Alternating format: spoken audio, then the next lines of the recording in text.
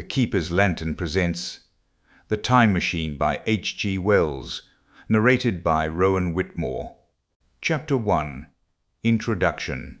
The time traveller, for so it will be convenient to speak of him, was expounding a recondite matter to us. His pale grey eyes shone and twinkled, and his usually pale face was flushed and animated. The fire burnt brightly, and the soft radiance of the incandescent lights in the lilies of silver caught the bubbles that flashed and passed in our glasses.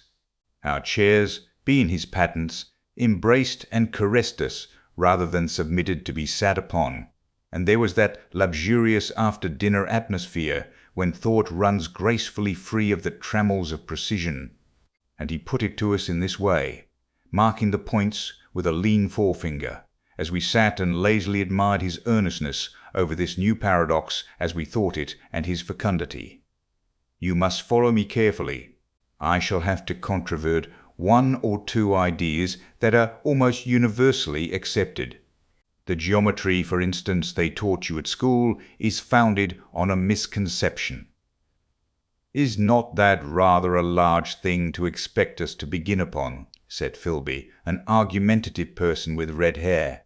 "I do not mean to ask you to accept anything without reasonable ground for it. You will soon admit as much as I need from you. You know, of course, that a mathematical line, a line of thickness nil, has no real existence. They taught you that. Neither has a mathematical plane. These things are mere abstractions." "That is all right," said the psychologist. "Nor having only length, breadth, and thickness, can a cube have a real existence." "There I object," said Philby. "Of course a solid body may exist. All real things. So most people think. But wait a moment. Can an instantaneous cube exist?" "Don't follow you," said Philby. "Can a cube that does not last for any time at all have a real existence?" Philby became pensive. "Clearly," the time traveller proceeded, "any real body must have extension in four directions. It must have length, breadth, thickness, and duration. But through a natural infirmity of the flesh, which I will explain to you in a moment, we incline to overlook this fact. There are really four dimensions, three which we call the three planes of space, and a fourth, time. There is, however, a tendency to draw an unreal distinction between the former three dimensions and the latter, because it happens that our consciousness moves intermittently in one direction along the latter from the beginning to the end of our lives." "That," said a very young man, making spasmodic efforts to relight his cigar over the lamp, "that? Very clear indeed. Now, it is very remarkable that this is so extensively overlooked," continued the time traveller with a slight accession of cheerfulness. "Really, this is what is meant by the fourth dimension. It is only another way of looking at time. There is no difference between time and any of the three dimensions of space, except that our consciousness moves along it. But some foolish people have got hold of the wrong side of that idea. You have all heard what they had to say about this fourth dimension." "I have not," said the provincial mayor. "It is simply this. That space, as our mathematicians have it, is spoken of as having three dimensions, which one may call length, breadth, and thickness, and is always definable by reference to three planes, each at right angles to the others. But some philosophical people have been asking why three dimensions particularly? Why not another direction at right angles to the other three? And have even tried to construct a four-dimensional geometry. Professor Simon Newcomb was expounding this to the New York Mathematical Society only a month or so ago. You know how on a flat surface, which has only two dimensions, we can represent a figure of a three-dimensional solid, and similarly they think that by models of three dimensions they could represent one of four, if they could master the perspective of the thing. See? "I think so," murmured the provincial mayor, and, knitting his brows, he lapsed into an introspective state, his lips moving as one who repeats mystic words. "Yes, I think I see it now," he said after some time, brightening in a quite transitory manner. "Well, I do not mind telling you I have been at work upon this geometry of 4 dimensions for some time. Some of my results are curious. For instance, here is a portrait of a man at 8 years old, another at 15, another at 17, another at 23, and so on.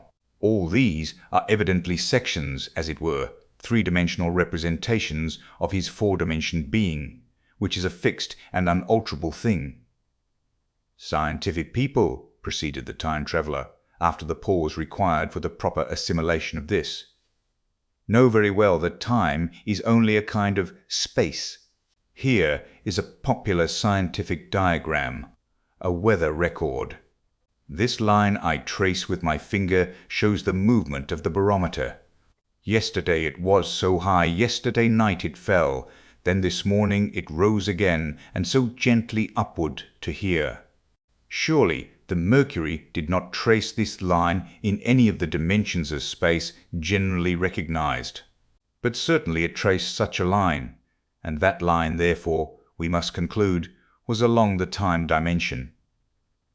"But," said the medical man, staring hard at a coal in the fire, "if time is really only a 4th dimension of space, why is it, and why has it always been, regarded as something different? And why cannot we move in time as we move about in the other dimensions of space?" The time traveller smiled. "Are you so sure we can move freely in space? Right and left we can go, backward and forward freely enough, and men always have done so. I admit we move freely in 2 dimensions. But how about up and down? Gravitation limits us there." "Not exactly," said the medical man. "There are balloons. But before the balloons, save for spasmodic jumping and the inequalities of the surface, man had no freedom of vertical movement." "Still they could move a little up and down," said the medical man. "Easier, far easier down than up. And you cannot move at all in time. You cannot get away from the present moment. My dear sir, that is just where you are wrong. That is just where the whole world has gone wrong. We are always getting away from the present moment. Our mental existences, which are immaterial and have no dimensions, are passing along the time dimension with a uniform velocity from the cradle to the grave, just as we should travel down if we began our existence 50 miles above the earth's surface." "But the great difficulty is this," interrupted the psychologist. "You can move about in all directions of space, but you cannot move about in time. That is the germ of my great discovery. But you are wrong to say that we cannot move about in time. For instance, if I am recalling an incident very vividly, I go back to the instant of its occurrence. I become absent-minded, as you say. I jump back for a moment. Of course, we have no means of staying back for any length of time, any more than a savage or an animal has of staying 6 feet above the ground. But a civilized man is better off than the savage in this respect. He can go up against gravitation in a balloon, and why should he not hope that ultimately he may be able to stop or accelerate his drift along the time dimension, or even turn about and travel the other way?" "Oh, this," began Philby, "is all—" "Why not?" said the time traveller. "It's against reason," said Philby. "What reason?" said the time traveller. "You can show black is white by argument," said Philby, "but you will never convince me." "Possibly not," said the time traveller. "But now you begin to see the object of my investigations. Long ago I had a vague inkling of a machine." "To travel through time," exclaimed the very young man. "That shall travel indifferently in any direction of space and time, as the driver determines." Philby contented himself with laughter. "But I have experimental verification," said the time traveller. "It would be remarkably convenient for the historian," the psychologist suggested. "One might travel back and verify the accepted account of the Battle of Hastings, for instance." "Don't you think you would attract attention?" said the medical man. Our ancestors had no great tolerance for anachronisms. One might get one's Greek from the German scholars have improved Greek so much. Then there is the future, said the very young man. Just think, one might invest all one's money, leave it to accumulate at interest, and hurry on ahead. To discover a society, said I, erected on a strictly communistic basis. Of all the wild, extravagant theories, began the psychologist. Yes, so it seemed to me, and so I never talked of it until— Experimental verification, cried I. You are going to verify that? The experiment, cried Philby, who was getting brain-weary. Let's see your experiment anyhow, said the psychologist, though it's all humbug, you know. The time-traveller then, still smiling faintly, and with his hands deep in his trousers pockets, he walked slowly out of the room, and we heard his slippers shuffling down the long passage to his laboratory. The psychologist looked at us. I wonder what he's got. Some sleight-of-hand trick or other, said the medical man, and Philby tried to tell us about a conjurer he had seen at Porcelain, but before he had finished his preface, the time-traveller came back, and Philby's anecdote collapsed. Chapter 2. The Machine. The thing the time-traveller held in his hand was a glittering metallic framework, scarcely larger than a small clock, and very delicately made. There was ivory in it, and some transparent crystalline substance.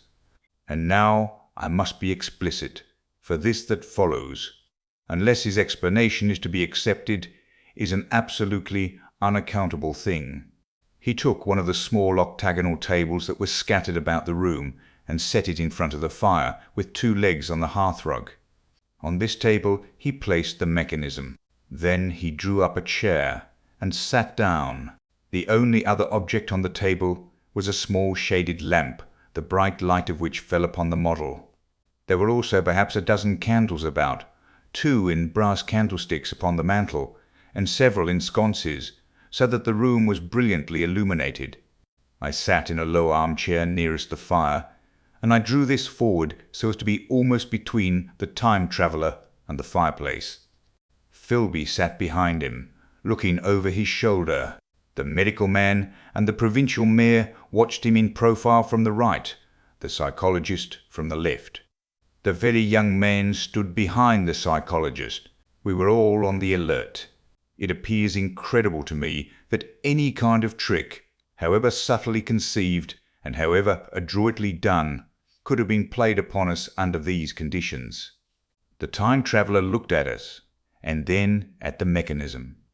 Well, said the psychologist.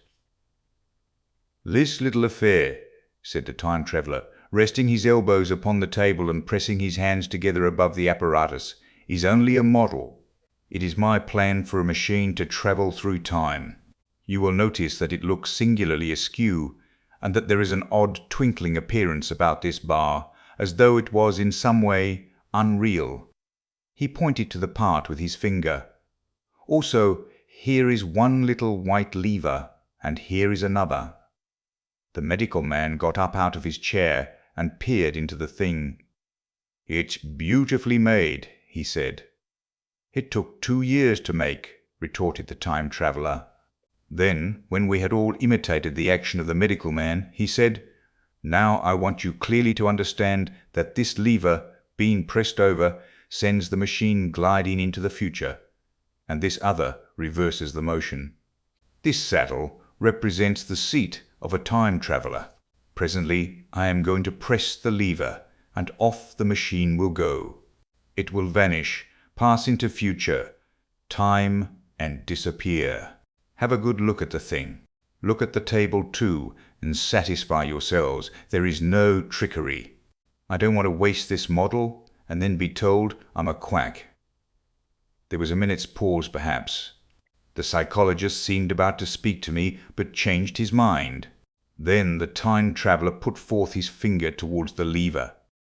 No, he said suddenly, lend me your hand.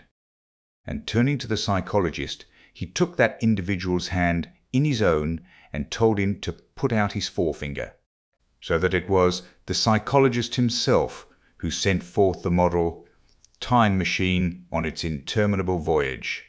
We all saw the lever turn. I am absolutely certain there was no trickery. There was a breath of wind, and the lamp flame jumped. One of the candles on the mantel was blown out, and the little machine suddenly swung round, became indistinct, was seen as a ghost for a second perhaps, as an eddy of faintly glittering brass and ivory, and it was gone. Vanished. Save for the lamp, the table was bare. Everyone was silent for a minute. Then Philby said he was damned. The psychologist recovered from his stupor, and suddenly looked under the table. At that, the time traveller laughed cheerfully. "Well," he said, with a reminiscence of the psychologist. Then, getting up, he went to the tobacco jar on the mantel, and, with his back to us, began to fill his pipe.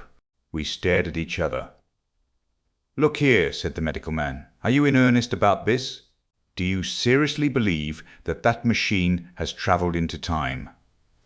"Certainly," said the time traveller, stooping to light a spill at the fire. "What is Mortensen nearly finished psychologist's face. The psychologist, to show that he was not unhinged, helped himself to a cigar, and tried to light it uncut. What is more, I have a big machine nearly finished in there," he indicated the laboratory, "and when that is put together, I mean to have a journey on my own account." "You mean to say that that machine has travelled into the future?" said Philby. "Into the future or the past? I don't for certain know which." "After and into the past, if it has gone into the past, if it has gone anywhere," he said. "Why?" said the time traveller. "Because I presume that it has not moved in space, and if it travelled into the future, it would still be here all the... It's presentation below the threshold, you know. Diluted presentation." "Of course," said the psychologist, and reassured us. "That's a simple point of psychology. I should have thought of it. It's plain enough, and helps the paradox delightfully. We cannot see it, nor can we appreciate this machine, any more than we can the spoke of a wheel spinning, or a bullet flying through the air. If it is travelling through time 50 times or 100 times faster than we are, if it gets through a minute while we get through a second, the impression it creates will of course be only 1/50th or 100th of what it would make if it were not travelling in time. That's plain enough." He passed his hand through the space in which the machine had been. "You see," he said, laughing. We sat and stared at the vacant table for a minute or so. Then the time traveller asked us what we thought of it all. "It sounds plausible enough tonight," said the medical man, "but wait until tomorrow. Wait for the common sense of the morning." "Would you like to see the time machine itself?" asked the time traveller. And therewith, taking the lamp in his hand, he led the way down the long, draughty corridor to his laboratory. I remember vividly the flickering light, his queer broad head in silhouette, the dance of the shadows, how we all followed him, puzzled but incredulous, and how there in the laboratory we beheld a larger edition of the little mechanism which we had seen vanish from before our eyes. Parts were of nickel, parts of ivory, parts had certainly been filed or sawn out of rock crystal. The thing was generally complete, but the twisted crystalline bars lay unfinished upon the bench beside some sheets of drawings, and I took one up for a better look at it. Quartz it seemed to be. "Look here," said the medical man, "are you perfectly serious? Or is this a trick like that ghost you showed us last Christmas?" "Upon that machine," said the time traveller, holding the lamp aloft, "I intend to explore time. Is that plain? I was never more serious in my life. None of us quite knew how to take it. I caught Philby's eye over the shoulder of the medical man, and he winked at me solemnly. Chapter 3. The time traveller returns. I think that at that time none of us quite believed in the time machine. The fact is, the time traveller was one of those men who are too clever to be believed. You never felt that you saw all round him. You always suspected some subtle reserve, some ingenuity in ambush. behind his lucid frankness. Had Philby shown the model and explained the matter in the time traveller's words, we should have shown him far less skepticism, for we should have perceived his motives. A pork butcher could understand Philby, but the time traveller had more than a touch of whim among his elements, and we distrusted him. Things that would have made the fame of a less clever man seemed tricks in his hands. It is a mistake to do things too easily. The serious people who took him seriously never felt quite sure of his deportment. They were somehow aware that trusting their reputations for judgment with him was like furnishing a nursery with eggshell china. So I don't think any of us said very much about time travelling in the interval between that Thursday and the next, though its odd potentialities ran, no doubt, in most of our minds, its plausibility, that is, its practical incredibleness, the curious possibilities of anachronism and of utter confusion it suggested. For my own part, I was particularly preoccupied with the trick of the model, that I remember discussing with the medical man whom I met on Friday at the Linen. He said he had seen a similar thing at Tübingen, and laid considerable stress on the blowing out of the candle. But how the trick was done he could not explain. The next Thursday I went again to Richmond. I suppose I was one of the time traveller's most constant guests, and, arriving late, found 4 or 5 men already assembled in his drawing-room. The medical man was standing before the fire with a sheet of paper in one hand and his watch in the other. I looked round for the time traveller, and "It's 7:30 now," said the medical man. "I suppose we'd better have dinner." "Where's?" said I, naming our host. "You just come." "It's rather odd. He's unavoidably detained. He asks me in this note to lead off with dinner at 7, if he's not back. Says he'll explain when he comes." "It seems a pity to let the dinner spoil," said the editor of a well-known daily paper, and thereupon the doctor rang the bell. The psychologist was the only person besides the doctor and myself who had attended the previous dinner. The other men were blank, the editor aforementioned, a certain journalist, and another, a quiet, shy man with a beard, whom I didn't know, and who, as far as my observation went, never opened his mouth all the evening. There was some speculation at the dinner table about the time traveller's absence, and I suggested time travelling in a half-jocular spirit. The editor wanted that explained to him, and the psychologist volunteered a wooden account of the ingenious paradox and trick we had witnessed that day week. He was in the midst of his exposition when the door from the corridor opened slowly and without noise. I was facing the door and saw it first. "Hello," I said. "At last!" And the door opened wider, and the time traveller stood before us. I gave a cry of surprise. "Good heavens, man, what's the matter?" cried the medical man who saw him next. And the whole tableful turned towards the door. He was in an amazing plight.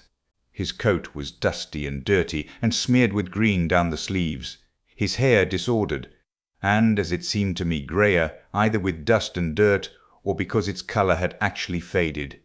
His face was ghastly pale, his chin had a brown cut on it, a cut half healed. His expression was haggard and drawn as by intense suffering. For a moment he hesitated in the doorway, as if he had been dazzled by the light.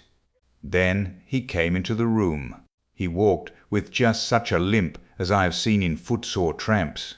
We stared at him in silence, expecting him to speak. He said not a word, but came painfully to the table and made a motion towards the wine. The editor filled a glass of champagne and pushed it towards him. He drained it, and it seemed to do him good, for he looked round the table, and the ghost of his old smile flickered across his face. "What on earth have you been up to, man?" said the doctor.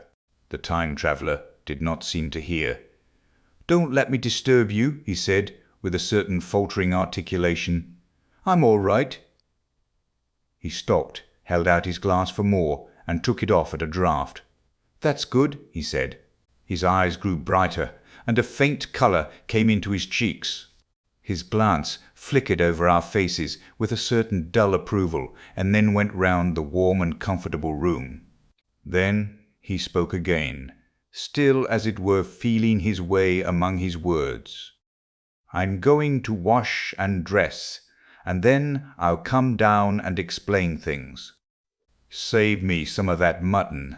I'm starving for a bit of meat." He looked across at the editor, who was a rare visitor, and hoped he was all right. The editor began a question. "Tell you presently," said the time traveller. "I'm funny. Be all right in a minute." He put down his glass and walked towards the staircase door. Again I remarked his lameness and the soft padding sound of his footfall, and standing up in my place I saw his feet as he went out. He had nothing on them but a pair of tattered, blood-stained socks. Then the door closed upon him.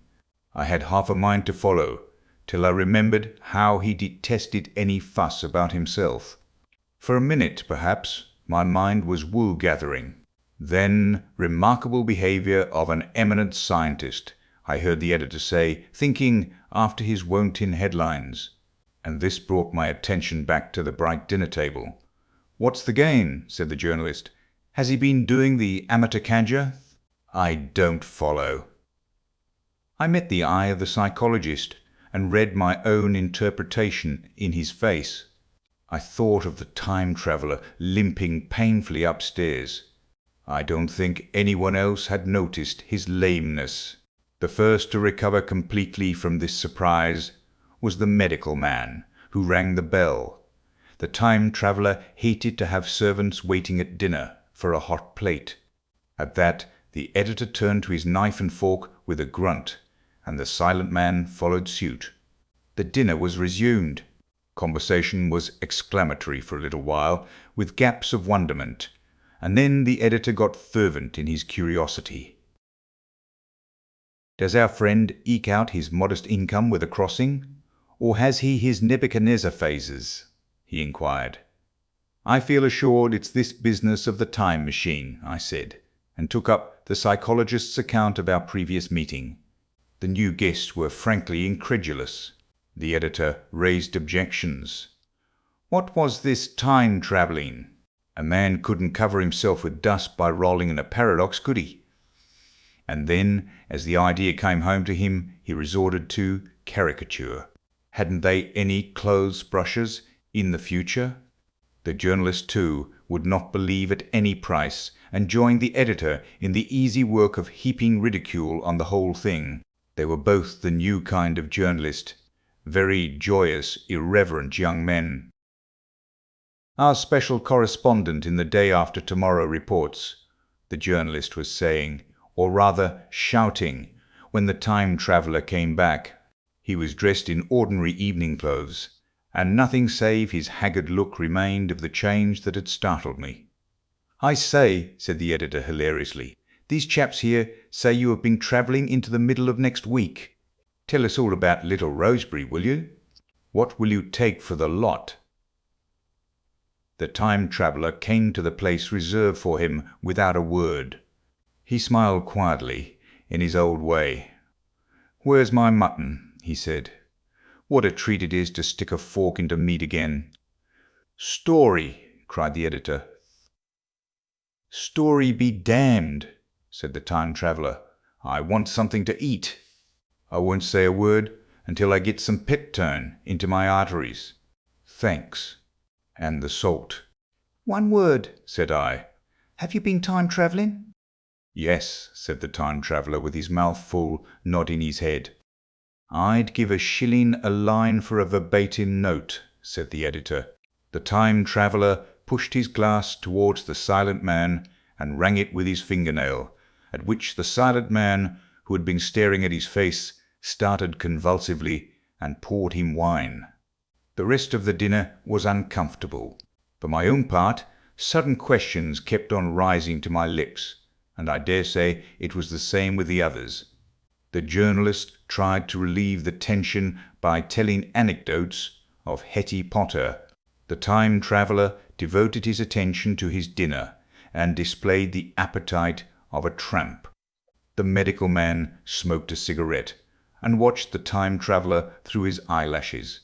The silent man seemed even more clumsy than usual and drank champagne with regularity and determination out of sheer nervousness. At last the time traveller pushed his plate away and looked round us. "I suppose I must apologize," he said. "I was simply starving. I've had a most amazing time." He reached out his hand for a cigar and cut the end. "But come into the smoking room. It's too long a story to tell over greasy plates." And ringing the bell in passing, he led the way into the adjoining room.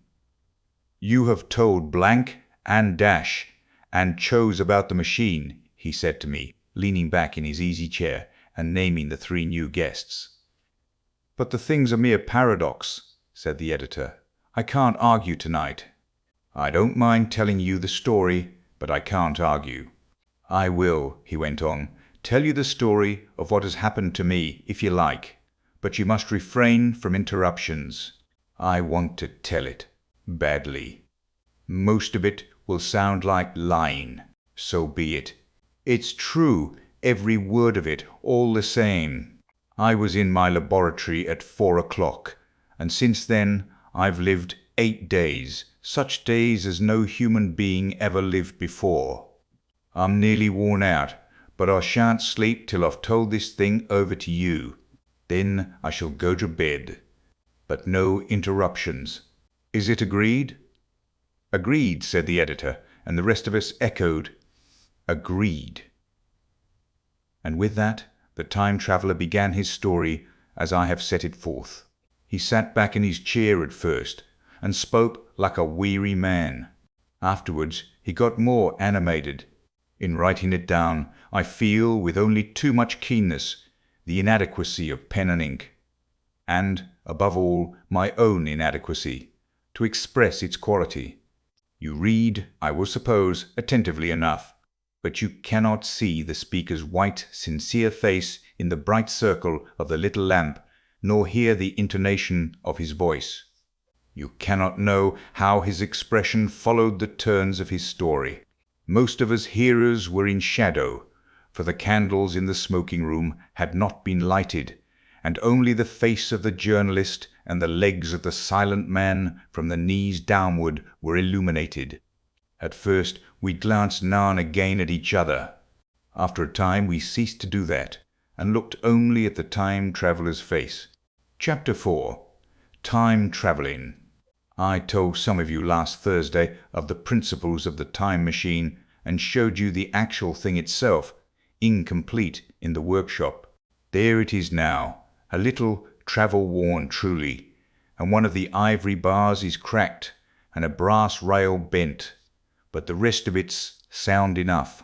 I expected to finish it on Friday, but on Friday, when the putting together was nearly done, I found that one of the nickel bars was exactly 1 inch too short, and this I had to get remade, so that the thing was not complete until this morning. It was at 10 o'clock today that the first of all time machines began its career. I gave it a last tap, tried all the screws again, put one more drop of oil on the quartz rod, and sat myself in the saddle. I suppose a suicide who holds a pistol to his skull feels much the same wonder at what will come next as I felt then. I took the starting lever in one hand and the stopping one in the other, pressed the first, and almost immediately the second. I seemed to reel. I felt a nightmare sensation of falling, and, looking round, I saw the laboratory exactly as before.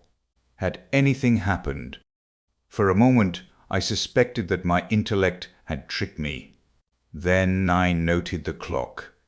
A moment before, as it seemed, it had stood at a minute or so past 10. Now it was nearly 3:30. I drew a breath, set my teeth, gripped the starting lever with both hands, and went off with a thud. The laboratory got hazy and went dark. Mrs. Watchett came in and walked, apparently without seeing me, towards the garden door. I suppose it took her a minute or so to traverse the place, but to me she seemed to shoot across the room like a rocket. I pressed the lever over to its extreme position. The night came like the turning out of a lamp, and, in another moment, came tomorrow. The laboratory grew faint and hazy, then fainter and ever fainter. Tomorrow night came black, then day again, night again, day again, faster and faster still. An eddying murmur filled my ears, and a strange, dumb confusedness descended on my mind. I am afraid I cannot convey the peculiar sensations of time traveling. They are excessively unpleasant. There is a feeling exactly like that one has upon a switchback of a helpless headlong motion. I felt the same horrible anticipation, too, of an imminent smash. As I put on pace, night followed day like the flapping of a black wing.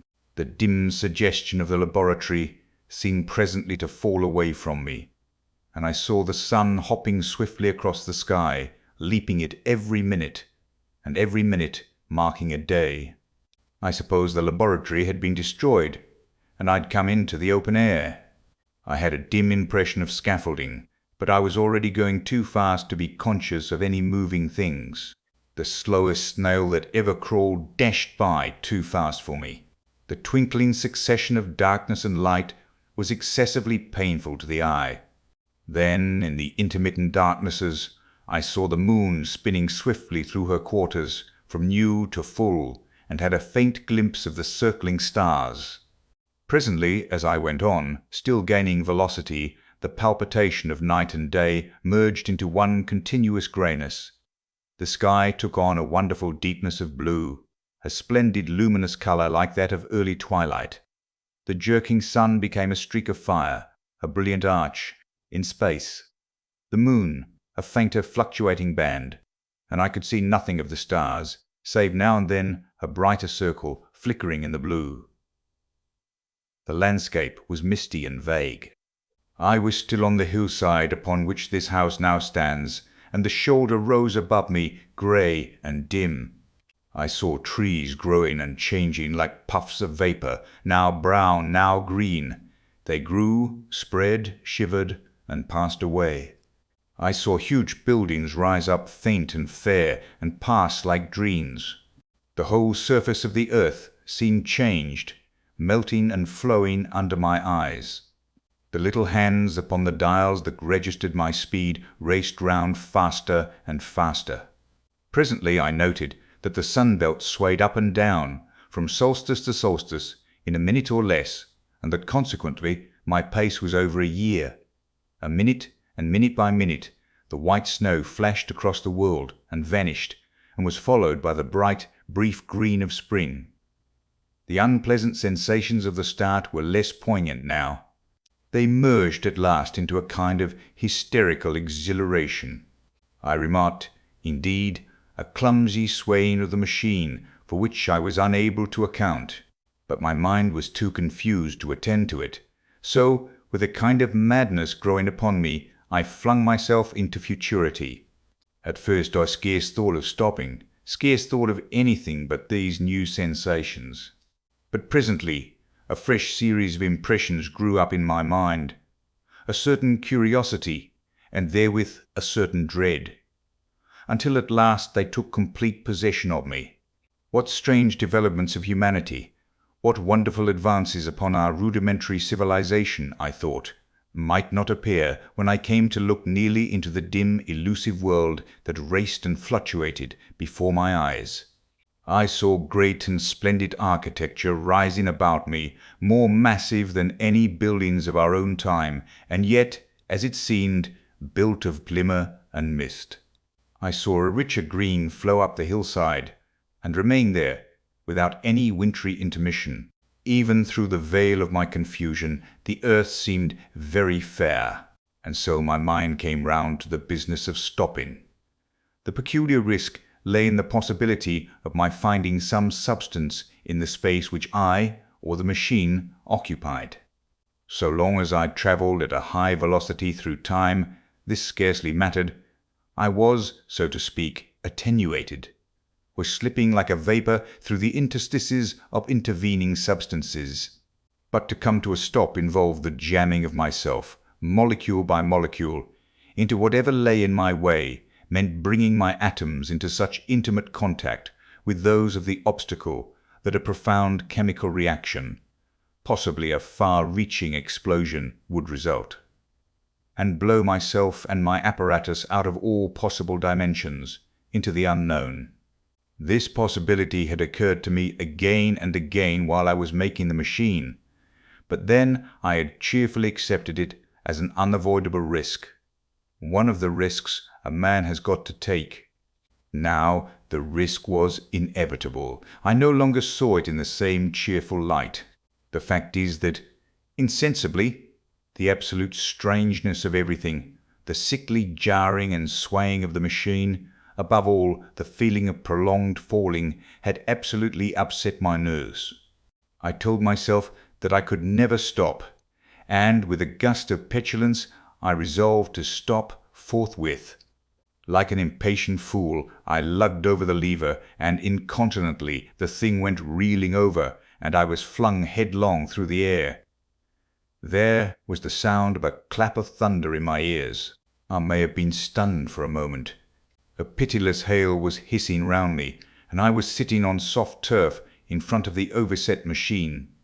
Everything still seemed grey, but presently I remarked that the confusion in my ears was gone. I looked round me.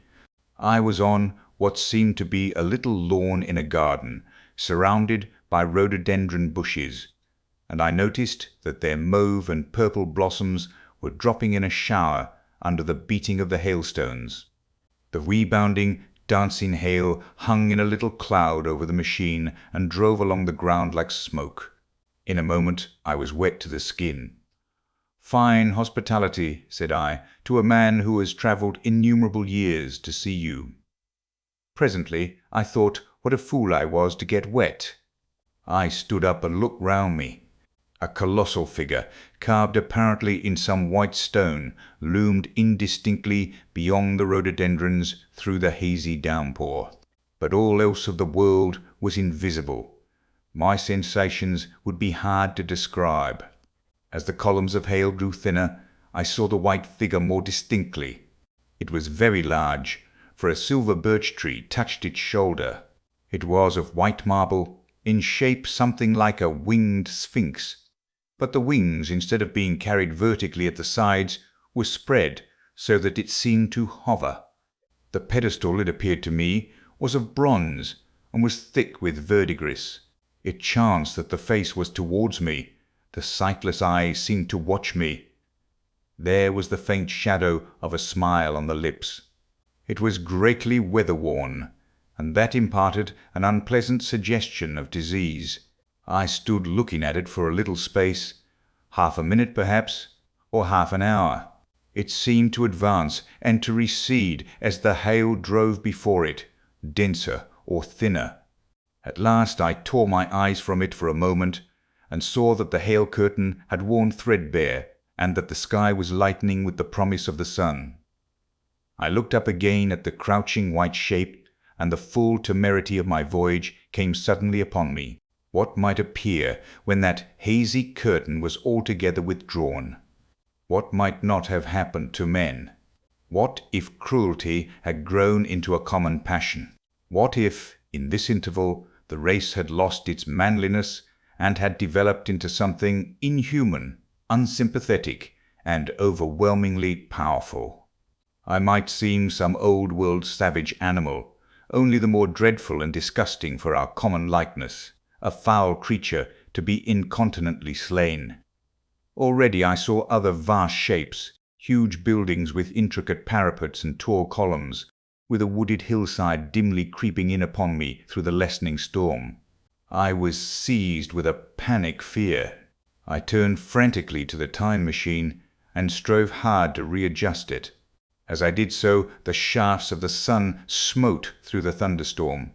The grey downpour was swept aside and vanished like the trailing garments of a ghost.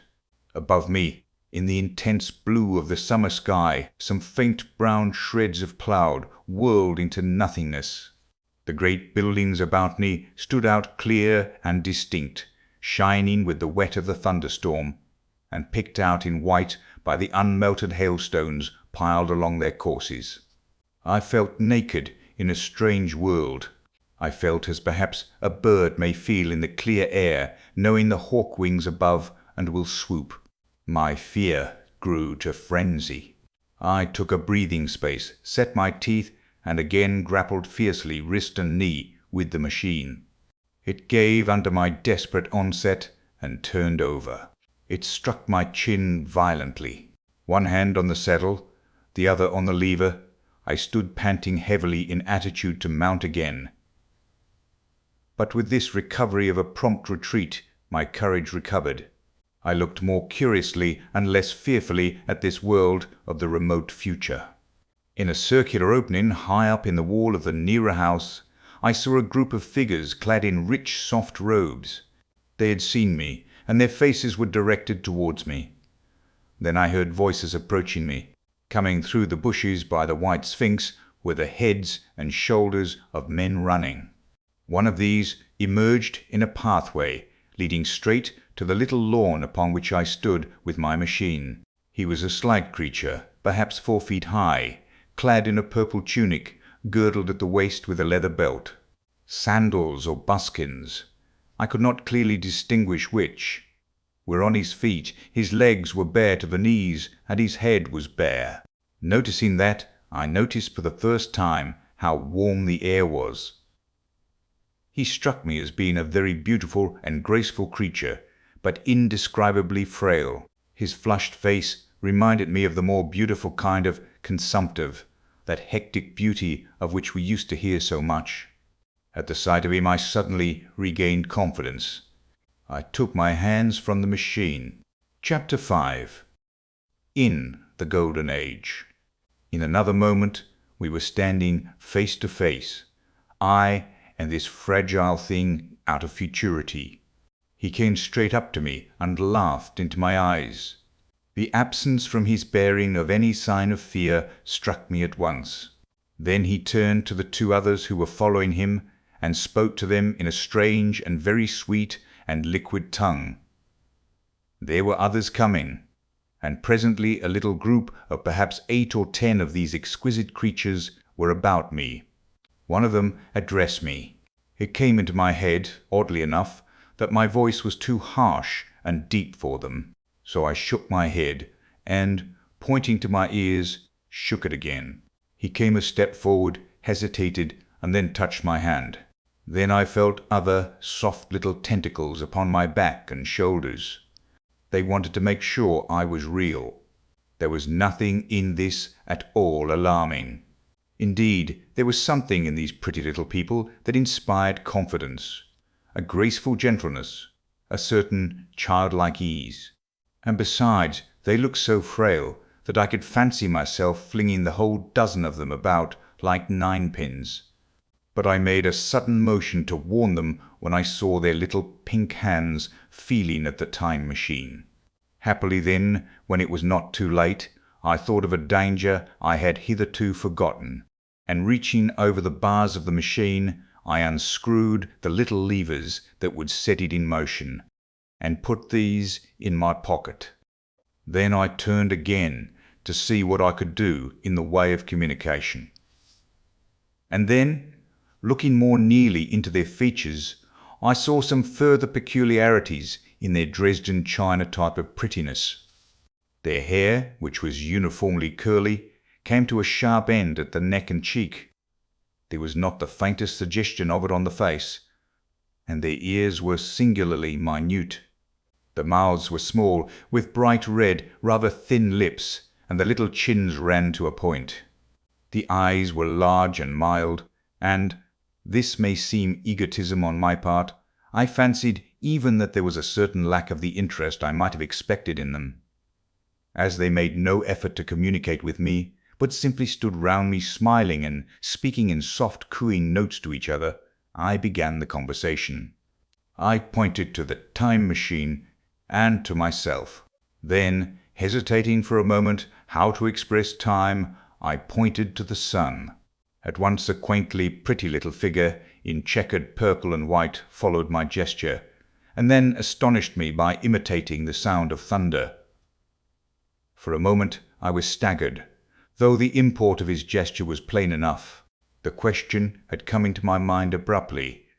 Were these creatures fools? You may hardly understand how it took me. You see, I had always anticipated that the people of the year 802,000 odd would be incredibly in front of us in knowledge, art, everything. Then one of them suddenly asked me a question that showed him to be on the intellectual level of one of our 5-year-old children. Asked me, in fact, if I had come from the sun in a thunderstorm. It let loose the judgment I had suspended upon their clothes, their frail, light limbs and fragile features. A flow of disappointment rushed across my mind. For a moment I felt that I had built the time machine in vain. I nodded, pointed to the sun, and gave them such a vivid rendering of a thunderclap as startled them. They all withdrew a pace or so and bowed. Then came one laughing towards me, carrying a chain of beautiful flowers altogether new to me, and put it about my neck. The idea was received with melodious applause, and presently they were all running to and fro for flowers, and laughingly flinging them upon me, until I was almost smothered with blossom. You who have never seen the like can scarcely imagine what delicate and wonderful flowers countless years of culture had created. Then someone suggested that their playthings should be exhibited in the nearest building, and so I was led past the Sphinx of white marble, which had seemed to watch me all the while with a smile at my astonishment, towards a vast grey edifice of fretted stone. As I went with them, the memory of my confident anticipations of a profoundly grave and intellectual posterity came with irresistible merriment to my mind. The building had a huge entry, and was altogether of colossal dimensions. I was naturally most occupied with the growing crowd of little people, and with the big open portals that yawned before me, shadowy and mysterious. My general impression of the world I saw over their heads was a tangled waste of beautiful bushes and flowers, a long neglected and yet weedless garden. I saw a number of tall spikes of strange white flowers measuring a foot perhaps across the spread of the waxen petals. They grew scattered, as if wild, among the variegated shrubs, but, as I say, I did not examine them closely at this time. The time machine was left deserted on the turf among the rhododendrons. The arch of the doorway was richly carved, but naturally I did not observe the carving very narrowly, though I fancied I saw suggestions of old Phoenician decorations as I passed through, and it struck me that they were very badly broken and weather-worn. Several more brightly clad people met me in the doorway, and so we entered. I, dressed in dingy 19th century garments, looking grotesque enough, garlanded with flowers, and surrounded by an eddying mass of bright, soft-coloured robes and shining white limbs, in a melodious whirl of laughter and laughing speech. The big doorway opened into a proportionately great hall hung with brown. The roof was in shadow, and the windows, partially glazed with coloured glass and partially unglazed, admitted a tempered light. The floor was made up of huge blocks of some very hard white metal, not plates nor slabs, blocks, and it was so much worn, as I judged by the going to and fro of past generations, as to be deeply channeled along the more frequented ways. Transverse to the length were innumerable tables made of slabs of polished stone, raised perhaps a foot from the floor, and upon these were heaps of fruits. Some I recognized as a kind of hypertrophied raspberry and orange, but for the most part they were strange. Between the tables was scattered a great number of cushions. Upon these my conductors seated themselves, signing for me to do likewise. With a pretty absence of ceremony they began to eat the fruit with their hands, flinging peel and stalks, and so forth, into the round openings in the sides of the tables. I was not loath to follow their example, for I felt thirsty and hungry. As I did so, I surveyed the hall at my leisure, and perhaps the thing that struck me most was its dilapidated look. The stained glass windows, which displayed only a geometrical pattern, were broken in many places, and the curtains that hung across the lower end were thick with dust. And it caught my eye that the corner of the marble table near me was fractured. Nevertheless, the general effect was extremely rich and picturesque. There were perhaps a couple of hundred people dining in the hall, and most of them, seated as near to me as they could come, were watching me with interest, their little eyes shining over the fruit they were eating. All were clad in the same soft and yet strong silky material. Fruit, by the by, was all their diet. These people of the remote future were strict vegetarians, and while I was with them, in spite of some carnal cravings, I had to be frugivorous also. Indeed, I found afterwards that horses, cattle, sheep, dogs had followed the ichthyosaurus into extinction. But the fruits were very delightful. One in particular, that seemed to be in season all the time I was there, a flowery thing in a three-sided husk, was especially good, and I made it my staple. At first I was puzzled by all these strange fruits, and by the strange flowers I saw, but later I began to perceive their import. However, I'm telling you of my fruit dinner in the distant future now. So soon as my appetite was a little checked, I determined to make a resolute attempt to learn the speech of these new men of mine. Clearly, that was the next thing to do. The fruit seemed a convenient thing to begin upon, and holding one of these up, I began a series of interrogative sounds and gestures. I had some considerable difficulty in conveying my meaning. At first my efforts met with a stare of surprise or inextinguishable laughter, but presently a fair-haired little creature seemed to grasp my intention and repeated a name. They had to chatter and explain the business at great length to each other, and my first attempts to make the exquisite little sounds of their language caused an immense amount of genuine, if uncivil, amusement. However, I felt like a schoolmaster amidst children, and persisted, and presently I had a score of noun substantives, at least at my command, and then I got to demonstrative pronouns, and even the verb to eat. But it was slow work, and the little people soon tired and wanted to get away from my interrogations, so I determined, rather of necessity, to let them give their lessons in little doses when they felt inclined. And very little doses I found they were before long, for I never met people more indolent or more easily fatigued. Chapter 6. The Sunset of Mankind. A queer thing I soon discovered about my little hosts, and that was their lack of interest. They would come to me with eager cries of astonishment, like children, but, like children, they would soon stop examining me and wander away after some other toy. The dinner and my conversational beginnings ended, I noted for the first time that almost all those who had surrounded me at first were gone. It is odd, too, how speedily I came to disregard these little people. I went out through the portal into the sunlit world again as soon as my hunger was satisfied. I was continually meeting more of these men of the future, who would follow me a little distance, chatter and laugh about me, and, having smiled and gesticulated in a friendly way, leave me again to my own devices. The calm of evening was upon the world as I emerged from the great hall, and the scene was lit by the warm glow of the setting sun. At first things were very confusing.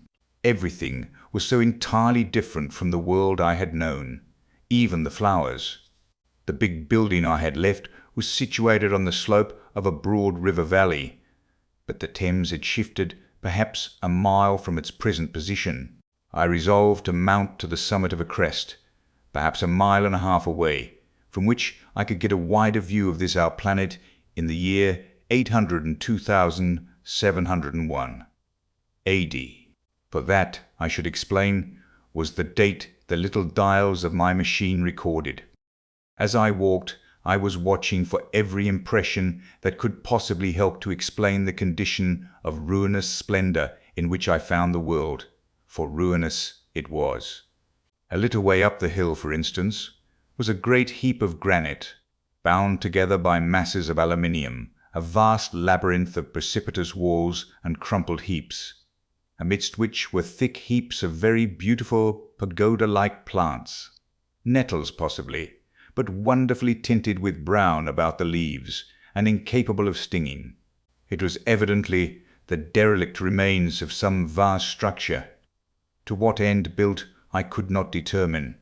It was here that I was destined at a later date to have a very strange experience, the first intimation of a still stranger discovery. But of that I will speak in its proper place. Looking round with a sudden thought from a terrace on which I rested for a while, I realized that there were no small houses to be seen. Apparently, the single house, and possibly even the household, had vanished. Here and there among the greenery were palace-like buildings, but the house and the cottage, which form such characteristic features of our own English landscape, had disappeared. Communism, said I to myself. And on the heels of that came another thought. I looked at the half-dozen little figures that were following me. Then, in a flash, I perceived that all had the same form of costume, the same soft hairless visage, and the same girlish rotundity of limb. It may seem strange, perhaps, that I had not noticed this before, but everything was so strange. Now, I saw the fact plainly enough. In costume, and in all the differences of texture and bearing that now mark off the sexes from each other, these people of the future were alike, and the children seemed to my eyes to be but the miniatures of their parents. I judged then that the children of that time were extremely precocious, physically at least, and I found afterwards abundant verification of my opinion. Seeing the ease and security in which these people were living, I felt that this close resemblance of the sexes was after all what one would expect, for the strength of a man and the softness of a woman, the institution of the family, and the differentiation of occupations are mere militant necessities of an age of physical force. Where population is balanced and abundant, much childbearing becomes an evil rather than a blessing to the state. Where violence comes but rarely and offspring are secure, there is less necessity. Indeed, there is no necessity for an efficient family, and the specialization of the sexes with reference to their children's needs disappears. We see some beginnings of this even in our own time, and in this future age it was complete. This, I must remind you, was my speculation at the time. Later, I was to appreciate how far it fell short of the reality.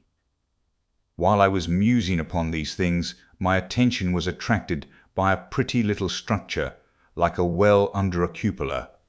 I thought in a transitory way of the oddness of wells still existing, and then resumed the thread of my speculations.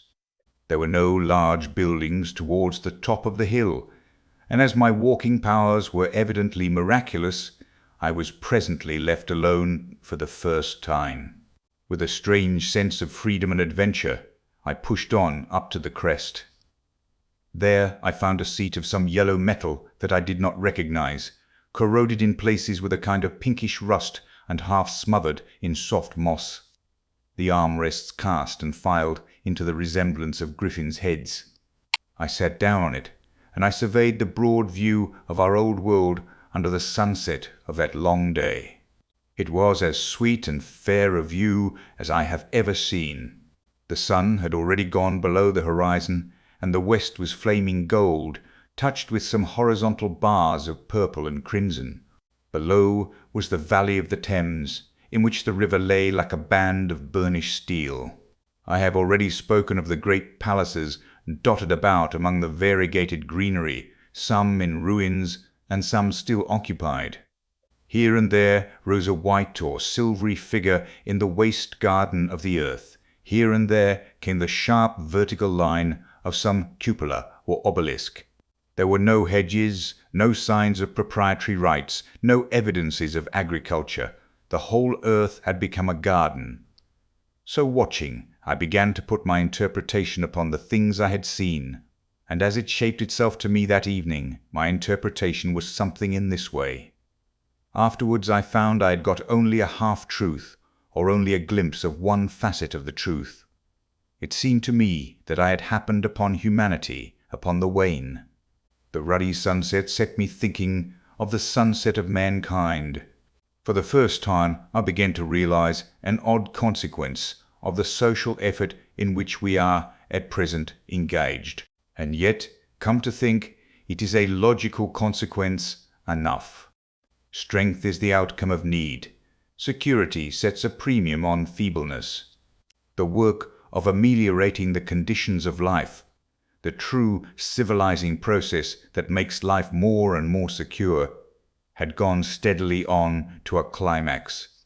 One triumph of a united humanity over nature had followed another. Things that are now mere dreams had become projects deliberately put in hand and carried forward, and the harvest was what I saw. After all, the sanitation and the agriculture of today are still in the rudimentary stage. The science of our time has attacked but a little department of the field of human disease, but even so, it spreads its operations very steadily and persistently. Our agriculture and horticulture destroy a weed just here and there, and cultivate perhaps a score or so of wholesome plants, leaving the greater number to fight out of balance as they can. We improve our favorite plants and animals, and how few they are, gradually by selective breeding, now a new and better peach, now a seedless grape, now a sweeter and larger flower, now a more convenient breed of cattle. We improve them gradually, because our ideals are vague and tentative, and our knowledge is very limited, because nature too is shy and slow in our clumsy hands. Some day all this will be better organized, and still better. That is the drift of the current in spite of the eddies. The whole world will be intelligent, educated, and cooperating. Things will move faster and faster towards the subjugation of nature. In the end, wisely and carefully, we shall readjust the balance of animal and vegetable life to suit our human needs. This adjustment, I say, must have been done, and done well, done indeed for all time, in the space of time across which my machine had leapt. The air was free from gnats, the earth from weeds or fungi. Everywhere were fruits and sweet and delightful flowers. Brilliant butterflies flew hither and thither. The ideal of preventive medicine was attained. Diseases had been stamped out. I saw no evidence of any contagious diseases during all my stay, and I shall have to tell you later that even the processes of putrefaction and decay had been profoundly affected by these changes. Social triumphs, too, had been effected. I saw mankind housed in splendid shelters, gloriously clothed, and, as yet, I had found them engaged in no toil. There were no signs of struggle, neither social nor economical struggle. The shop, the advertisement, traffic, all that commerce which constitutes the body of our world, was gone. It was natural on that golden evening that I should jump at the idea of a social paradise. The difficulty of increasing population had been met, I guessed, and population had ceased to increase. But with this change in condition comes inevitably adaptations to the change. What, unless biological science is a mass of errors, is the cause of human intelligence and vigor? Hardship and freedom, conditions under which the active, strong, and subtle survive, and the weaker go to the wall. Conditions that put a premium upon the loyal alliance of capable men, upon self-restraint, patience, and decision, and the institution of the family, and the emotions that arise therein, the fierce jealousy, the tenderness for offspring, parental self-devotion, all found their justification and support in the imminent dangers of the young. Now, where are these imminent dangers?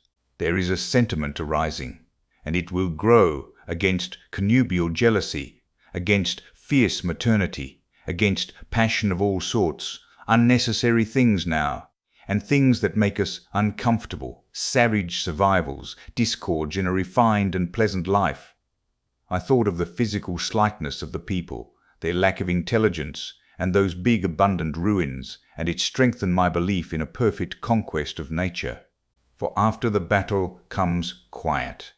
Humanity had been strong, energetic, and intelligent, and had used all its abundant vitality to alter the conditions under which it lived. And now came the reaction of the altered conditions. Under the new conditions of perfect comfort and security, that restless energy that with us is strength would become weakness. Even in our own time, certain tendencies and desires, once necessary to survival, are a constant source of failure. Physical courage and the love of battle, for instance, are no great help, may even be hindrances, to a civilized man. And in a state of physical balance and security, power, intellectual as well as physical, would be out of place. For countless years, I judged there had been no danger of war or solitary violence, no danger from wild beasts, no wasting disease to require strength of constitution, no need of toil. For such a life, what we should call the weak are as well equipped as the strong, are indeed no longer weak. Better equipped indeed they are, for the strong would be fretted by an energy for which there was no outlet. No doubt the exquisite beauty of the buildings I saw was the outcome of the last surgings of the now purposeless energy of mankind, before it settled down into perfect harmony with the conditions under which it lived. The flourish of that triumph which began the last great peace.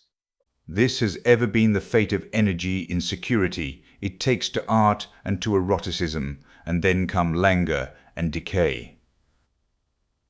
Even this artistic impetus would at last die away, had almost died in the time I saw. To adorn themselves with flowers, to dance, to sing in the sunlight, so much was left of the artistic spirit, and no more.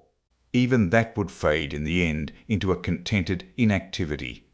We are kept keen on the grindstone of pain and necessity, and it seemed to me that here was that hateful grindstone broken at last. As I stood there in the gathering dark, I thought that in this simple explanation I had mastered the problem of the world, mastered the whole secret of these delicious people. Possibly the checks they had devised for the increase of population had succeeded too well, and their numbers had rather diminished than kept stationary. That would account for the abandoned ruins. Very simple was my explanation, and plausible enough, as most wrong theories are. Chapter VII. A Sudden Shock. As I stood there musing over this too perfect triumph of man, the full moon, yellow and gibbous, came up out of an overflow of silver light in the northeast. The bright little figures ceased to move about below. A noiseless owl flitted by, and I shivered with the chill of the night. I determined to descend and find where I could sleep. I looked for the building I knew. Then my eye travelled along to the figure of the white Sphinx upon the pedestal of bronze, growing distinct as the light of the rising moon grew brighter. I could see the silver birch against it. There was the tangle of rhododendron bushes, black in the pale light, and there was the little lawn. I looked at the lawn again. A queer doubt chilled my complacency. No, said I stoutly to myself, that was not the lawn. But it was the lawn, for the white leprous face of the Sphinx was towards it. Can you imagine what I felt as this conviction came home to me? But you cannot. The time machine was gone. At once, like a lash across the face, came the possibility of losing my own age, of being left helpless in this strange new world. The bare thought of it was an actual physical sensation. I could feel it grip me at the throat and stop my breathing. In another moment I was in a passion of fear and running with great leaping strides down the slope. Once I fell headlong and cut my face. I lost no time in stanching the blood, but jumped up and ran on, with a warm trickle down my cheek and chin. All the time I ran, I was saying to myself, "They have moved it a little, pushed it under the bushes out of the way." Nevertheless, I ran with all my might. All the time, with the certainty that sometimes comes with excessive dread, I knew that such assurance was folly, knew instinctively that the machine was removed out of my reach. My breath came with pain. I suppose I covered the whole distance, from the hill crest to the little lawn, 2 miles perhaps, in 10 minutes. And I am not a young man. I cursed aloud as I ran, at my confident folly in leaving the machine, wasting good breath thereby.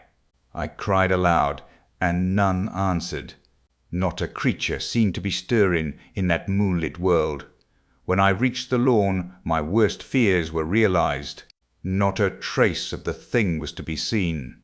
I felt faint and cold when I faced the empty space among the black tangle of bushes. I ran round it furiously, as if the thing might be hidden in a corner, and then stopped abruptly, with my hands clutching my hair. Above me towered the Sphinx, upon the bronze pedestal, white, shining, leprous, in the light of the rising moon. It seemed to smile in mockery of my dismay. I might have consoled myself by imagining the little people had put the mechanism in some shelter for me, had I not felt assured of their physical and intellectual inadequacy. That is what dismayed me, the sense of some hitherto unsuspected power, through whose intervention my invention had vanished. Yet, for one thing, I felt assured, unless some other age had produced its exact duplicate, the machine could not have moved in time.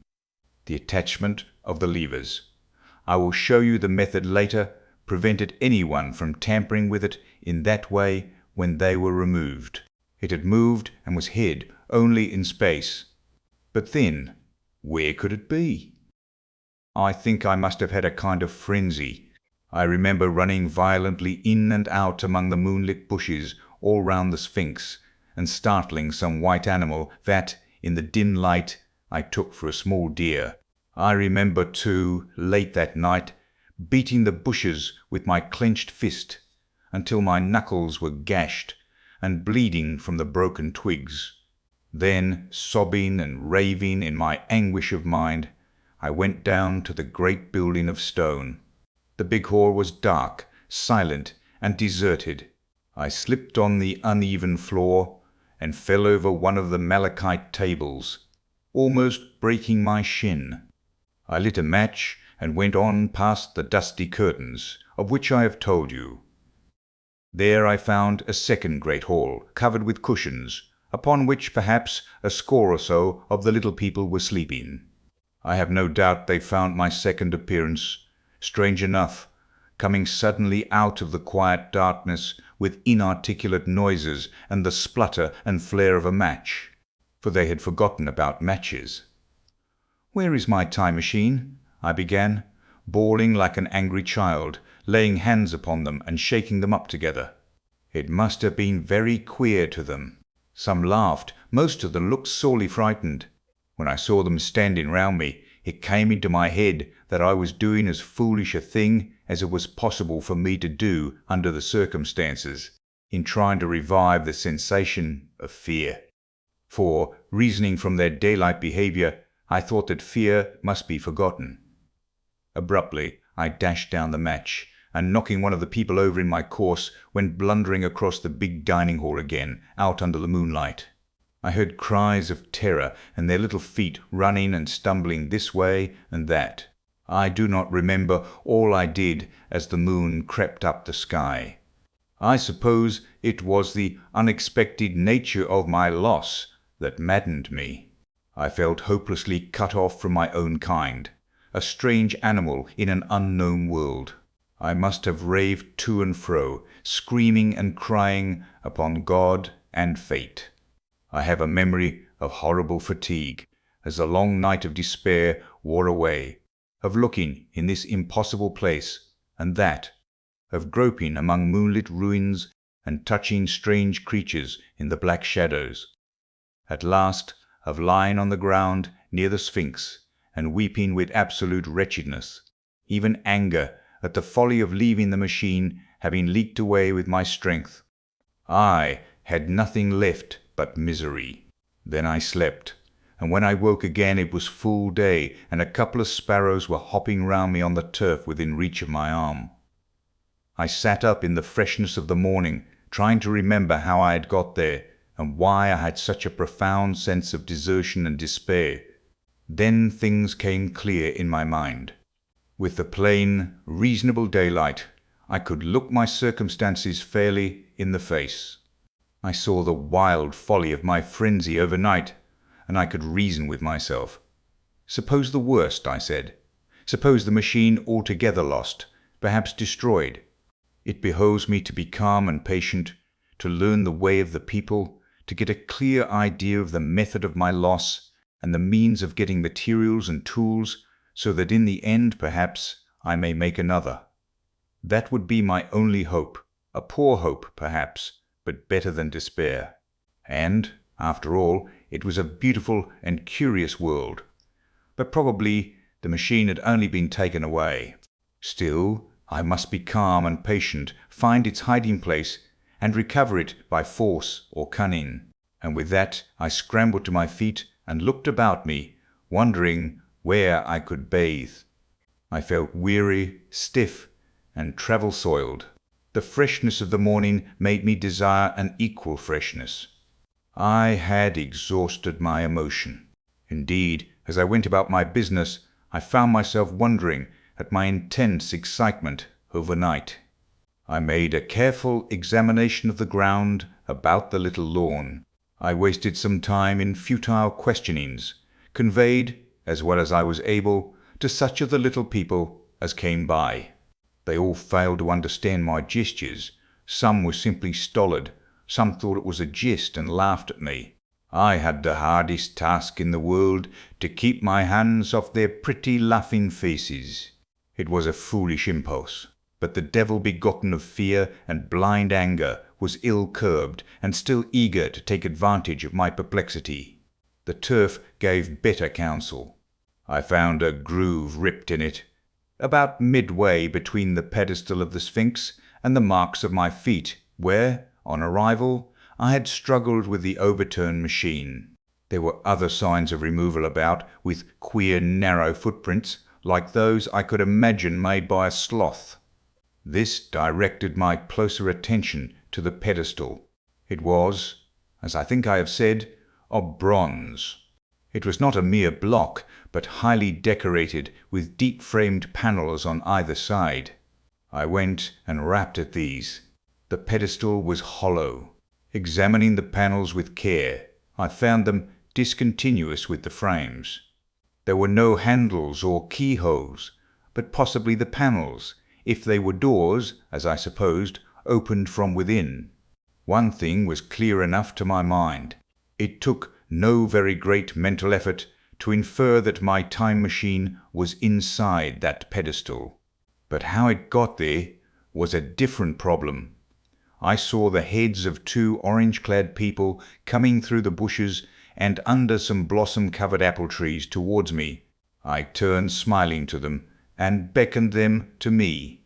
They came, and then, pointing to the bronze pedestal, I tried to intimate my wish to open it. But at my first gesture towards this, they behaved very oddly. I don't know how to convey their expression to you. Suppose you were to use a grossly improper gesture to a delicate-minded woman. It is how she would look. They went off as if they had received the last possible insult.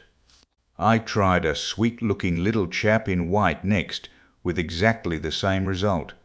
Somehow, his manner made me feel ashamed of myself. But, as you know, I wanted the time machine, and I tried him once more. As he turned off, like the others, my temper got the better of me. In 3 strides I was after him, had him by the loose part of his robe round the neck, and began dragging him towards the Sphinx.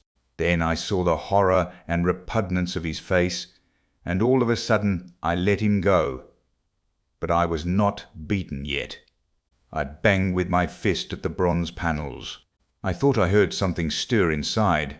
To be explicit, I thought I heard a sound like a chuckle, but I must have been mistaken. Then I got a big pebble from the river, and came and hammered till I had flattened a coil in the decorations, and the verdigris came off in powdery flakes. The delicate little people must have heard me hammering in gusty outbreaks a mile away on either hand, but nothing came of it. I saw a crowd of them upon the slopes, looking furtively at me. At last, hot and tired, I sat down to watch the place. But I was too restless to watch long. I am too occidental for a long vigil. I could work at a problem for years, but to wait inactive for 24 hours, that is another matter. I got up after a time and began walking aimlessly through the bushes towards the hill again. "Patience," said I to myself. "If you want your machine again, you must leave that Sphinx alone. If they mean to take your machine away, it's little good, you're wrecking their bronze panels, and if they don't, you will get it back as soon as you can ask for it. To sit among all those unknown things before a puzzle like that is hopeless. That way lies monomania. Face this world. Learn its ways. Watch it. Be careful of too hasty guesses at its meaning. In the end, you will find clues to it all." Then suddenly the humour of the situation came into my mind, the thought of the years I had spent in study and toil to get into the future age, and now my passion of anxiety to get out of it. I had made myself the most complicated and the most hopeless trap that ever a man devised. Although it was at my own expense, I could not help myself. I laughed aloud. Going through the big palace, it seemed to me that the little people avoided me. It may have been my fancy, or it may have had something to do with my hammering at the gates of bronze. Yet I felt tolerably sure of the avoidance. I was careful, however, to show no concern and to abstain from any pursuit of them, and in the course of a day or two things got back to the old footing. I made what progress I could in the language, and in addition I pushed my explorations here and there. Either I missed some subtle point, or their language was excessively simple, almost exclusively composed of concrete substantives and verbs. There seemed to be few, if any, abstract terms, or little use of figurative language. Their sentences were usually simple and of 2 words, and I failed to convey or understand any but the simplest propositions. I determined to put the thought of my time machine and the mystery of the bronze doors under the Sphinx as much as possible in a corner of memory, until my growing knowledge would lead me back to them in a natural way. Yet a certain feeling, you may understand, tethered me in a circle of a few miles round the point of my arrival. Chapter 8. Explanation. So far as I could see, all the world displayed the same exuberant richness as the Thames Valley. From every hill I climbed I saw the same abundance of splendid buildings, endlessly varied in material and style, the same clustering thickets of evergreens, the same blossom-laden trees and tree ferns. Here and there water shone like silver, and beyond the land rose into blue undulating hills, and so faded into the serenity of the sky. A peculiar feature, which presently attracted my attention, was the presence of certain circular wells, several, as it seemed to me, of a very great depth. One lay by the path up the hill which I had followed during my first walk. Like the others, it was rimmed with bronze, curiously wrought, and protected by a little cupola from the rain. Sitting by the side of these wells, and peering down into the shafted darkness, I could see no gleam of water, nor could I start any reflection with a lighted match. But in all of them I heard a certain sound, a thud, thud, thud, like the beating of some big engine, and I discovered from the flaring of my matches that a steady current of air set down the shafts. Further, I threw a scrap of paper into the throat of one, and, instead of fluttering slowly down, it was at once sucked swiftly out of sight. After a time, too, I came to connect these wells with tall towers standing here and there upon the slopes, for above them there was often just such a flicker in the air as one sees on a hot day above a sun-scorched beach. Putting things together, I reached a strong suggestion of an extensive system of subterranean ventilation, whose true import it was difficult to imagine. I was at first inclined to associate it with the sanitary apparatus of these people. It was an obvious conclusion, but it was absolutely wrong. And here I must admit that I learnt very little of drains and bells and modes of conveyance and the like conveniences during my time in this real future. In some of these visions of utopias and coming times which I have read, there is a vast amount of detail about building and social arrangements and so forth. But while such details are easy enough to obtain when the whole world is contained in one's imagination, they are altogether inaccessible to a real traveller amid such realities as I found here. Conceive the tale of London which a Negro fresh from Central Africa would take back to his tribe. What would he know of railway companies, of social movements, of telephone and telegraph wires, of the parcels delivery company, and postal orders, and the like? Yet we, at least, should be willing enough to explain these things to him. And even of what he knew, how much could he make his untravelled friend either apprehend or believe? Then, think how narrow the gap between a Negro and a white man of our own times, and how wide the interval between myself and these of the Golden Age. I was sensible of much which was unseen, and which contributed to my comfort. But save for a general impression of automatic organization, I fear I can convey very little of the difference to your mind. In the matter of sepulture, for instance, I could see no signs of crematoria, nor anything suggestive of tombs. But it occurred to me that, possibly, there might be cemeteries or crematoria somewhere beyond the range of my explorings. This, again, was a question I deliberately put to myself, and my curiosity was at first entirely defeated upon the point. The thing puzzled me, and I was led to make a further remark, which puzzled me still more, that aged and infirm among this people there were none. I must confess that my satisfaction with my first theories of an automatic civilization and a decadent humanity did not long endure. Yet I could think of no other. Let me put my difficulties. The several big palaces I had explored were mere living places, great dining halls and sleeping apartments. I could find no machinery, no appliances of any kind. Yet these people were clothed in pleasant fabrics that must at times need renewal, and their sandals, though undecorated, were fairly complex specimens of metalwork. Somehow such things must be made. And the little people displayed no vestige of a creative tendency. There were no shops, no workshops, no sign of importations among them. They spent all their time in playing gently, in bathing in the river, in making love in a half-playful fashion, in eating fruit and sleeping. I could not see how things were kept going. Then, again, about the time machine, something, I knew not what, had taken it into the hollow pedestal of the white Sphinx. Why? For the life of me I could not imagine. Those waterless wells, too, those flickering pillars. I felt I lacked a clue. I felt, how shall I put it? Suppose you found an inscription with sentences here and there in excellent plain English, and interpolated therewith, others made up of words, of letters even, absolutely unknown to you. Well, on the third day of my visit, that was how the world of 802,701 presented itself to me. That day, too, I made a friend, of a sort. It happened that, as I was watching some of the little people bathing in a shallow, one of them was seized with cramp and began drifting downstream. The main current ran rather swiftly, but not too strongly for even a moderate swimmer.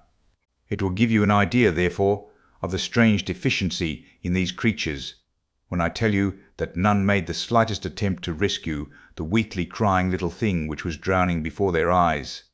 When I realized this, I hurriedly slicked off my clothes, and, wading in at a point lower down, I caught the poor mite and drew her safe to land. A little rubbing of the limbs soon brought her round, and I had the satisfaction of seeing she was all right before I left her. I had got to such a low estimate of her kind that I did not expect any gratitude from her. In that, however, I was wrong. This happened in the morning.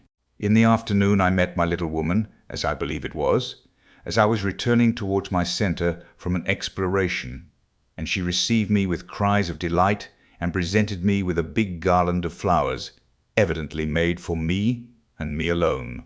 The thing took my imagination. Very possibly I had been feeling desolate. At any rate, I did my best to display my appreciation of the gift. We were soon seated together in a little stone arbour, engaged in conversation, chiefly of smiles. The creature's friendliness affected me exactly as a child's might have done. We passed each other flowers, and she kissed my hands. I did the same to hers. Then I tried talk, and found that her name was Weena, which, though I don't know what it meant, somehow seemed appropriate enough. That was the beginning of a queer friendship which lasted a week, and ended, as I will tell you. She was exactly like a child. She wanted to be with me always. She tried to follow me everywhere, and on my next journey out and about it went to my heart to tire her down, and leave her at last, exhausted and calling after me rather plaintively. But the problems of the world had to be mastered.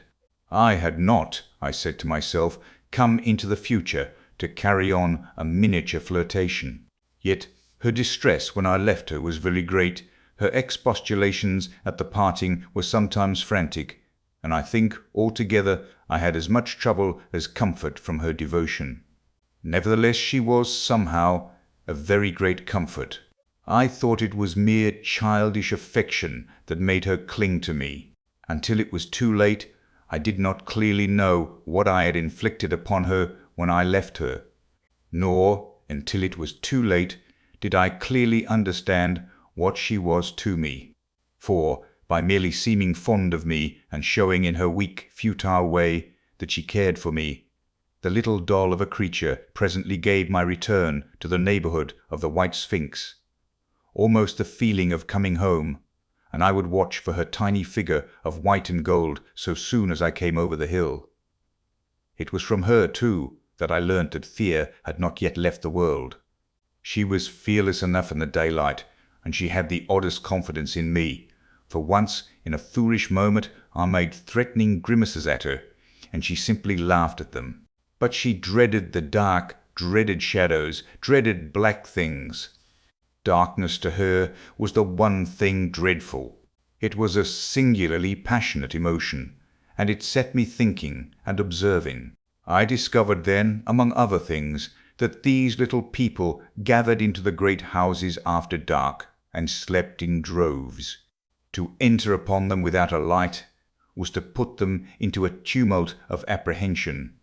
I never found one out of doors, or one sleeping alone within doors, after dark.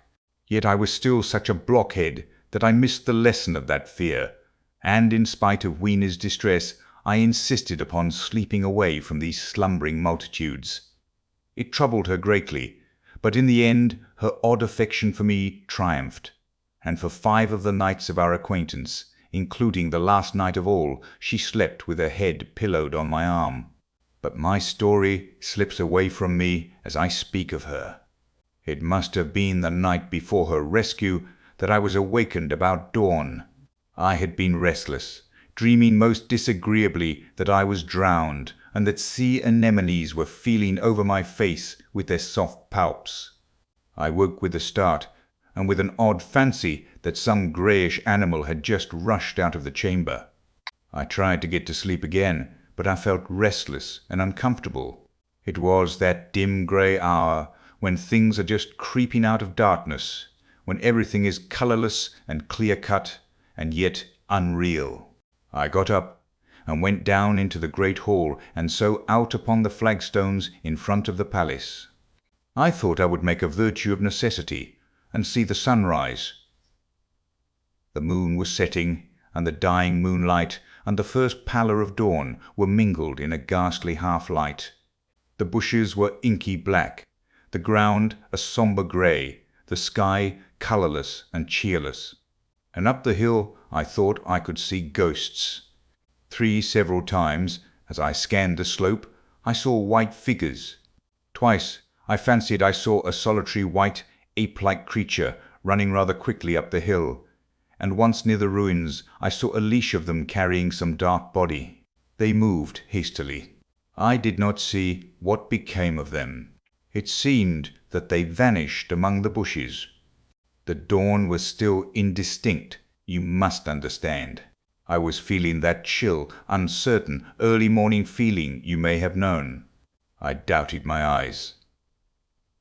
As the eastern sky grew brighter, and the light of the day came on, and its vivid colouring returned upon the world once more, I scanned the view keenly. But I saw no vestige of my white figures. They were mere creatures of the half-light. They must have been ghosts, I said. I wonder whence they dated, for a queer notion of Grant Allen's came into my head and amused me.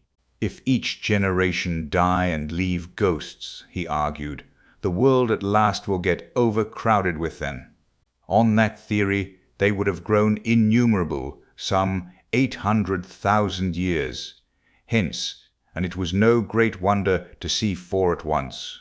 But the jest was unsatisfying, and I was thinking of these figures all the morning, until Wiener's rescue drove them out of my head. I associated them in some indefinite way with the white animal I had startled in my first passionate search for the time machine. But Wiener was a pleasant substitute. Yet all the same, they were soon destined to take far deadlier possession of my mind.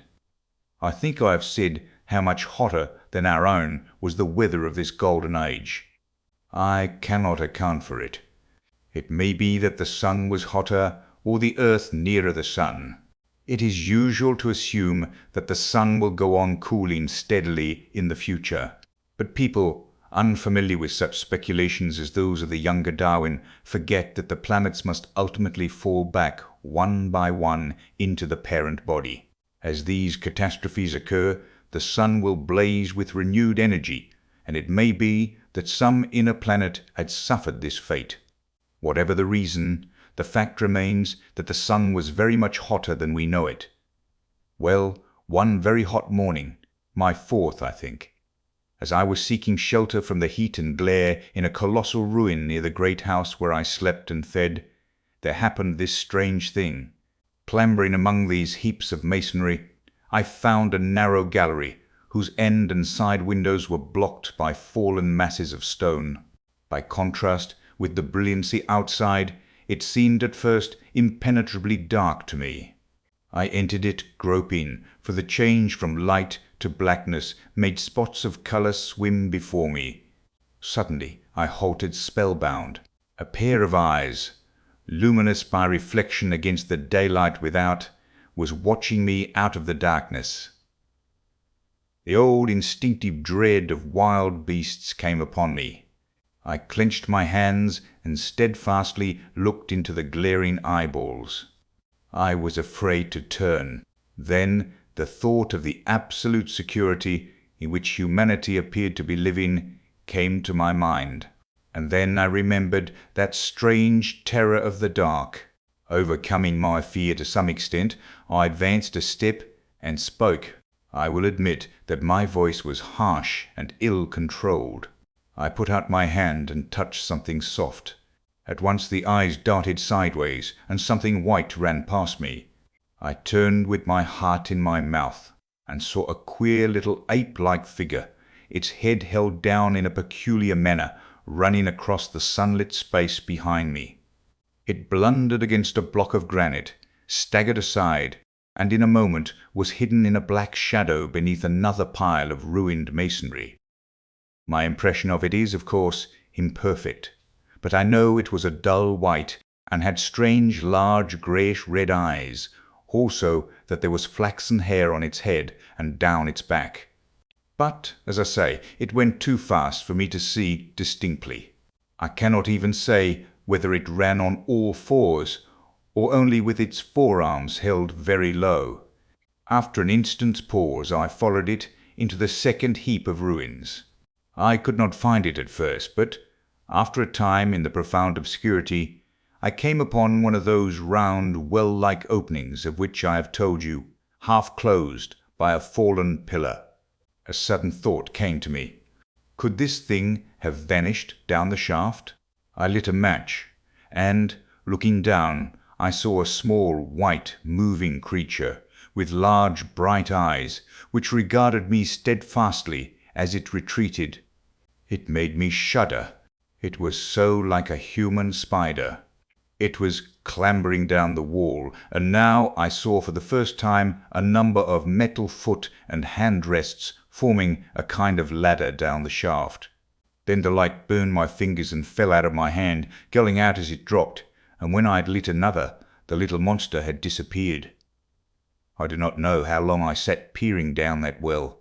It was not for some time that I could succeed in persuading myself that the thing I had seen was human. But gradually the truth dawned on me, that man had not remained one species, but had differentiated into two distinct animals, that my graceful children of the upper world were not the sole descendants of our generation, but that this bleached, obscene, nocturnal thing which had flashed before me was also heir to all the ages. I thought of the flickering pillars and of my theory of an underground ventilation. I began to suspect their true import. And what, I wondered, was this lemur doing in my scheme of a perfectly balanced organization? How was it related to the indolent serenity of the beautiful overworlders? And what was hidden down there at the foot of that shaft?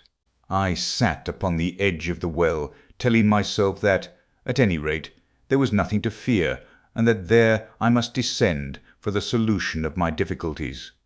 And withal, I was absolutely afraid to go. As I hesitated, two of the beautiful upper world people came running in their amorous sport across the daylight in the shadow.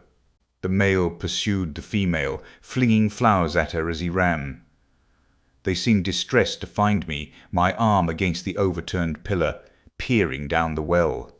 Apparently it was considered bad form to remark these apertures, for when I pointed to this one, and tried to frame a question about it in their tongue, they were still more visibly distressed, and turned away. But they were interested by my matches, and I struck some to amuse them. I tried them again about the well, and again I failed. So presently I left them, meaning to go back to Weena, and see what I could get from her. But my mind was already in revolution. My guesses and impressions were slipping and sliding to a new adjustment.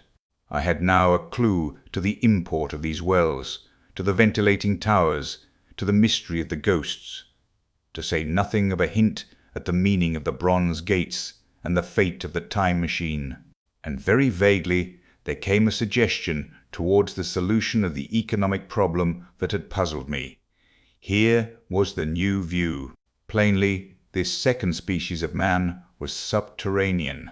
There were three circumstances in particular which made me think that its rare emergence above ground was the outcome of a long-continued underground habit.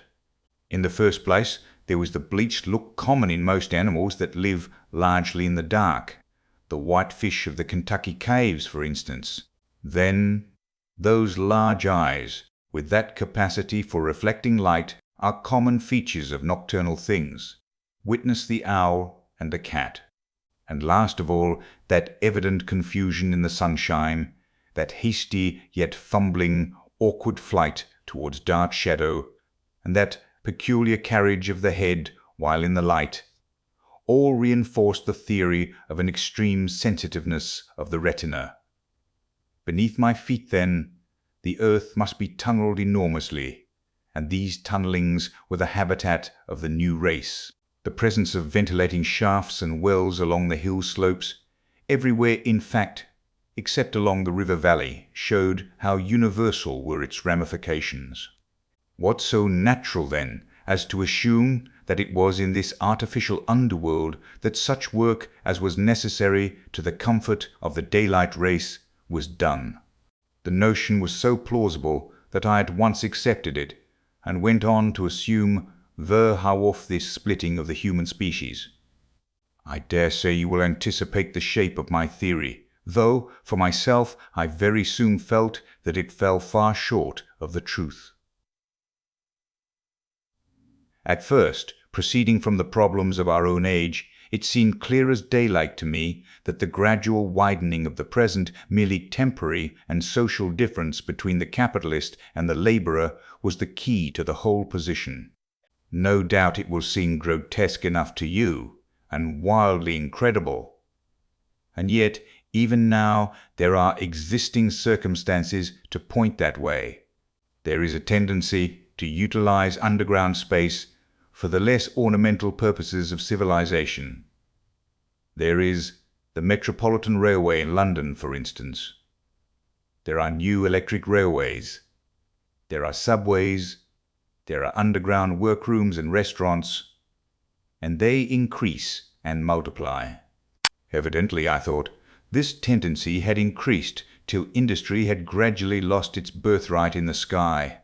I mean that it had gone deeper and deeper into larger and ever larger underground factories, spending a still increasing amount of its time therein, till, in the end, even now, does not an East End worker live in such artificial conditions as practically to be cut off from the natural surface of the earth?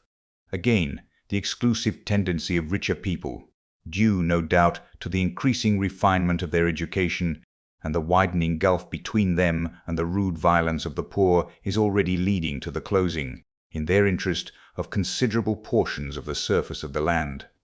About London, for instance, perhaps half the prettier country is shut in against intrusion, and this same widening gulf, which is due to the length and expense of the higher educational process and the increased facilities for and temptations towards refined habits on the part of the rich, will make that exchange between class and class, that promotion by intermarriage which at present retards the splitting of our species along lines of social stratification, less and less frequent. So, in the end, above ground you must have the haves, pursuing pleasure and comfort and beauty, and below ground the have-nots, the workers getting continually adapted to the conditions of their labour. Once they were there, they would no doubt have to pay rent, and not a little of it, for the ventilation of their caverns, and if they refused, they would starve or be suffocated for arrears. Such of them as were so constituted as to be miserable and rebellious would die, and, in the end, the balance being permanent, the survivors would become as well adapted to the conditions of underground life, and as happy in their way as the overworld people were to theirs. As it seemed to me, the refined beauty and the etiolated pallor followed naturally enough. The great triumph of humanity I had dreamed of took a different shape in my mind. It had been no such triumph of moral education and general cooperation as I had imagined. Instead, I saw a real aristocracy armed with a perfected science and working to a logical conclusion, the industrial system of today. Its triumph had not been simply a triumph over nature, but a triumph over nature and the fellow man. This, I must warn you, was my theory at the time. I had no convenient cicerone in the pattern of the utopian books. My explanation may be absolutely wrong. I still think it is the most plausible one. But even on this supposition, the balanced civilization that was at last attained must have long since passed its zenith, and was now far fallen into decay. The too perfect security of the overworlders had led them to a slow movement of degeneration, to a general dwindling in size, strength, and intelligence, that I could see clearly enough already. What had happened to the undergrounders I did not yet suspect, but from what I had seen of the Morlocks, that, by the by, was the name by which these creatures were called, I could imagine that the modification of the human type was even far more profound than among the Eloi, the beautiful race that I already knew. Then came troublesome doubts. Why had the Morlocks taken my time machine? For I felt sure it was they who had taken it. Why, too, if the Eloi were masters, could they not restore the machine to me? And why were they so terribly afraid of the dark? I proceeded, as I have said, to question Weena about this underworld. But here again I was disappointed. At first she would not understand my questions, and presently she refused to answer them. She shivered as though the topic was unendurable. And when I pressed her, perhaps a little harshly, she burst into tears. They were the only tears, except my own, I ever saw in that golden age. When I saw them, I ceased abruptly to trouble about the Morlocks, and was only concerned in banishing these signs of her human inheritance from Weena's eyes. And very soon she was smiling and clapping her hands, while I solemnly burnt a match. Chapter 9. The Morlocks. It may seem odd to you, but it was 2 days before I could follow up the new-found clue in what was manifestly the proper way. I felt a peculiar shrinking from those pallid bodies. They were just the half-bleached colour of the worms and things one sees preserved in spirit in a zoological museum, and they were filthily cold to the touch. Probably my shrinking was largely due to the sympathetic influence of the Eloi, whose disgust of the Morlocks I now began to appreciate. The next night I did not sleep well. Probably my health was a little disordered. I was oppressed with perplexity and doubt. Once or twice I had a feeling of intense fear for which I could perceive no definite reason. I remember creeping noiselessly into the great hall where the little people were sleeping in the moonlight. That night Weena was among them, and feeling reassured by their presence. It occurred to me even then that in the course of a few days the moon must pass through its last quarter, and the nights grow dark, when the appearances of these unpleasant creatures from below, these whitened lemurs, this new vermin that had replaced the old, might be more abundant. And on both these days I had the restless feeling of one who shirks an inevitable duty.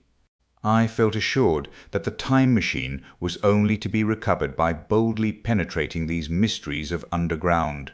Yet I could not face the mystery. If only I had had a companion, it would have been different.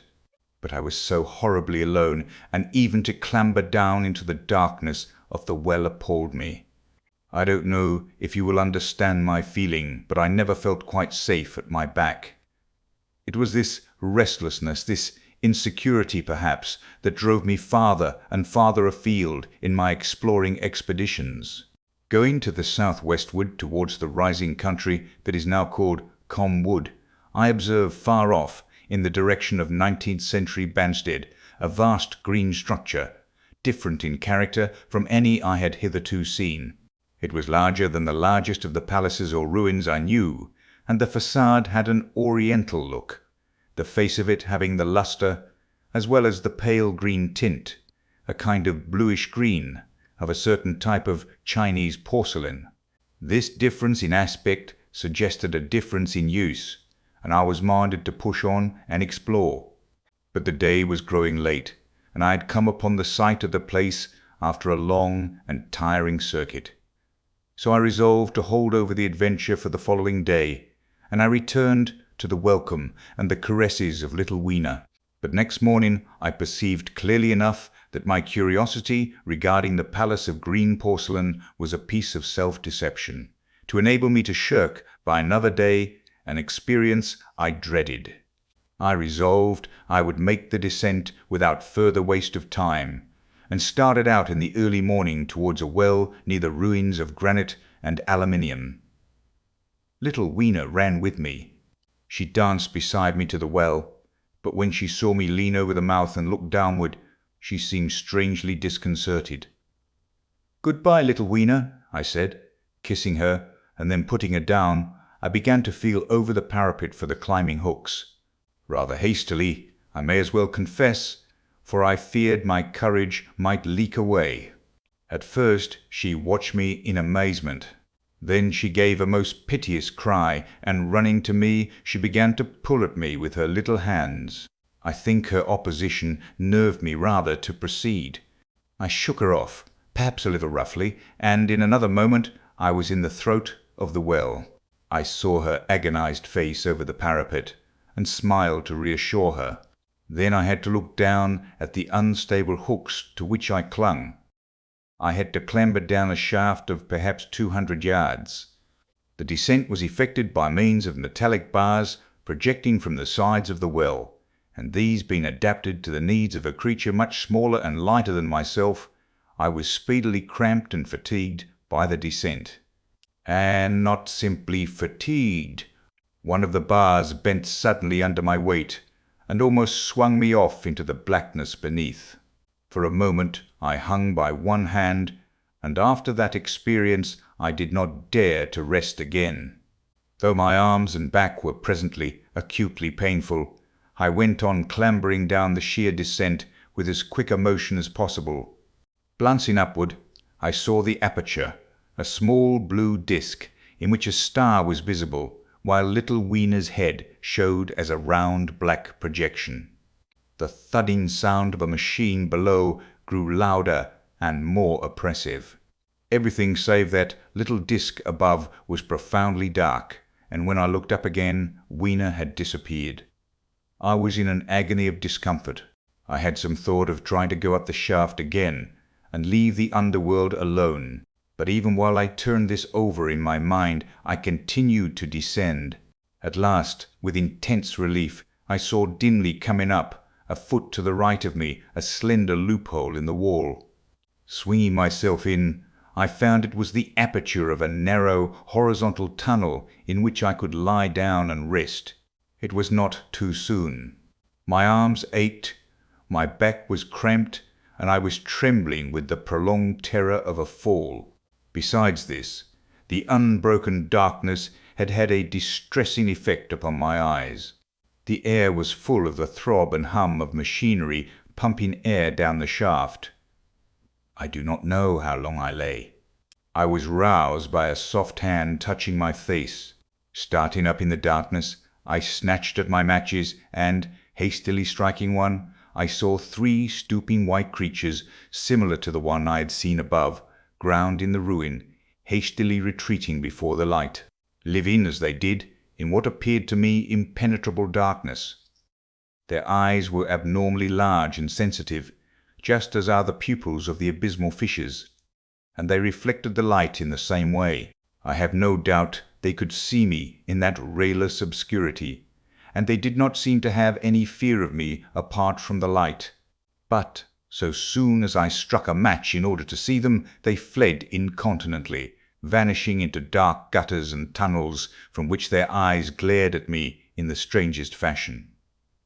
I tried to call to them, but the language they had was apparently different from that of the overworld people, so that I was needs left to my own unaided efforts, and the thought of flight before exploration was even then in my mind. But I said to myself, "You are in for it now," and, feeding my way along the tunnel, I found the noise of machinery grow louder. Presently the walls fell away from me, and I came to a large open space, and striking another match, saw that I had entered a vast arched cavern, which stretched into utter darkness beyond the range of my light. The view I had of it was as much as one could see in the burning of a match. Necessarily, my memory is vague. Great shapes like big machines rose out of the dimness, and cast grotesque black shadows, in which dim spectral Morlocks sheltered from the glare. The place, by the by, was very stuffy and oppressive, and the faint halitus of freshly shed blood was in the air. Some way down the central vista was a little table of white metal laid with what seemed a meal. The Morlocks, at any rate, were carnivorous. Even at the time, I remember wondering what large animal could have survived to furnish the red joint I saw. It was all very indistinct. The heavy smell, the big unmeaning shapes, the obscene figures lurking in the shadows, and only waiting for the darkness to come at me again. Then the match burnt down, and stung my fingers, and fell, a wriggling red spot in the blackness. I have thought since how particularly ill-equipped I was for such an experience. When I had started with the time machine, I had started with the absurd assumption that the men of the future would certainly be infinitely ahead of ourselves in all their appliances. I had come without arms, without medicine, without anything to smoke. At times I missed tobacco frightfully, even without enough matches. If only I had thought of a kodak, I could have flashed that glimpse of the underworld in a second, and examined it at leisure. But, as it was, I stood there with only the weapons and the powers that nature had endowed me with, hands, feet, and teeth. These, and 4 safety matches that still remained to me. I was afraid to push my way in among all this machinery in the dark, and it was only with my last glimpse of light I discovered that my store of matches had run low. It had never occurred to me until that moment that there was any need to economize them, and I had wasted almost half the box in astonishing the overworlders, to whom fire was a novelty. Now, as I say, I had 4 left, and while I stood in the dark, a hand touched mine, lank fingers came feeling over my face, and I was sensible of a peculiar, unpleasant odor. I fancied I heard the breathing of a crowd of those dreadful little beings about me. I felt the box of matches in my hand being gently disengaged, and other hands behind me plucking at my clothing. The sense of these unseen creatures examining me was indescribably unpleasant. The sudden realization of my ignorance of their ways of thinking and doing came home to me very vividly in the darkness. I shouted at them as loudly as I could. They started away, and then I could feel them approaching me again.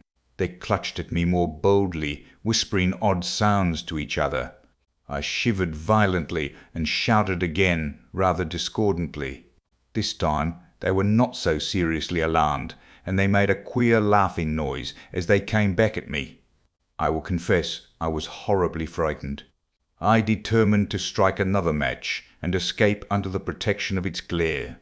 I did so, and eking out the flicker with a scrap of paper from my pocket, I made good my retreat to the narrow tunnel. But I had scarce entered this when my light was blown out, and in the blackness I could hear the Morlocks rustling like wind among leaves, and pattering like the rain as they hurried after me. In a moment I was clutched by several hands, and there was no mistaking that they were trying to haul me back. I struck another light and waved it in their dazzled faces. You can scarce imagine how nauseatingly inhuman they looked. Those pale, chinless faces and great, lidless, pinkish-grey eyes, as they stared in their blindness and bewilderment.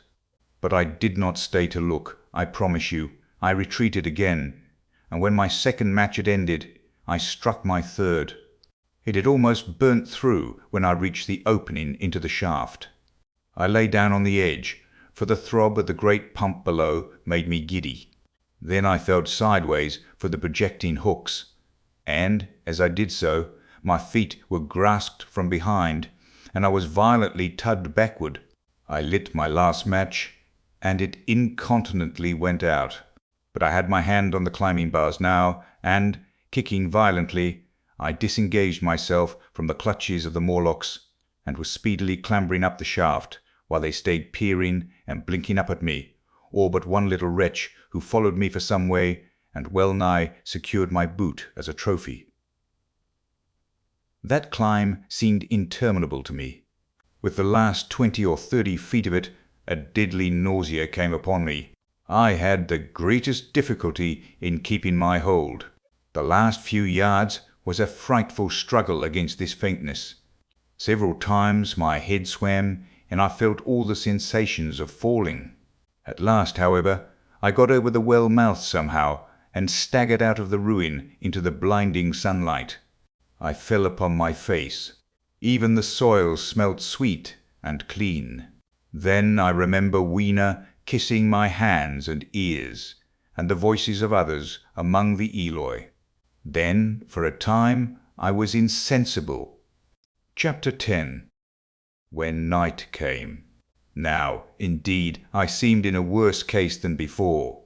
Hitherto, except during my night's anguish at the loss of the time machine, I had felt a sustaining hope of ultimate escape, but that hope was staggered by these new discoveries.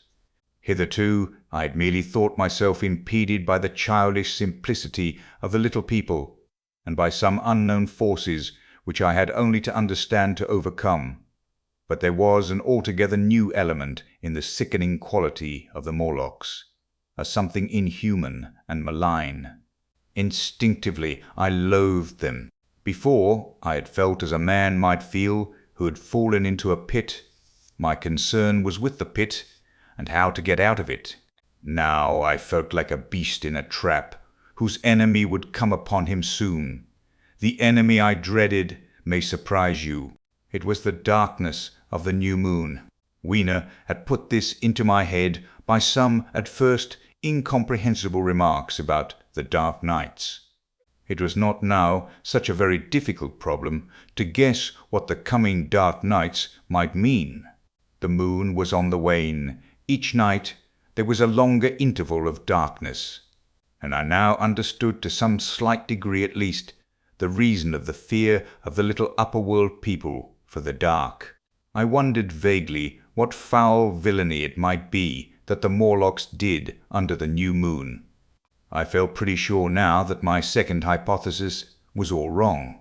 The upper world people might once have been the favoured aristocracy, and the Morlocks their mechanical servants. But that had long since passed away. The two species that had resulted from the evolution of man were sliding down towards, or had already arrived at, an altogether new relationship. The Eloi, like the Carlovingian kings, had decayed to a mere beautiful futility. They still possessed the earth on sufferance, since the Morlocks, subterranean for innumerable generations, had come at last to find the daylit surface intolerable. And the Morlocks made their garments, I inferred, and maintained them in their habitual needs, perhaps through the survival of an old habit of service. They did it as a standing horse paws with his foot, or as a man enjoys killing animals in sport, because ancient and departed necessities had impressed it on the organism. But clearly the old order was already in part reversed. The nemesis of the delicate ones was creeping on apace. Ages ago, thousands of generations ago, man had thrust his brother man out of the ease and the sunshine. And now that brother was coming back, changed. Already the Eloi had begun to learn one old lesson anew. They were becoming reacquainted with fear, and suddenly there came into my head the memory of the meat I had seen in the underworld. It seemed odd how it floated into my mind, not stirred up as it were by the current of my meditations, but coming in almost like a question from outside. I tried to recall the form of it.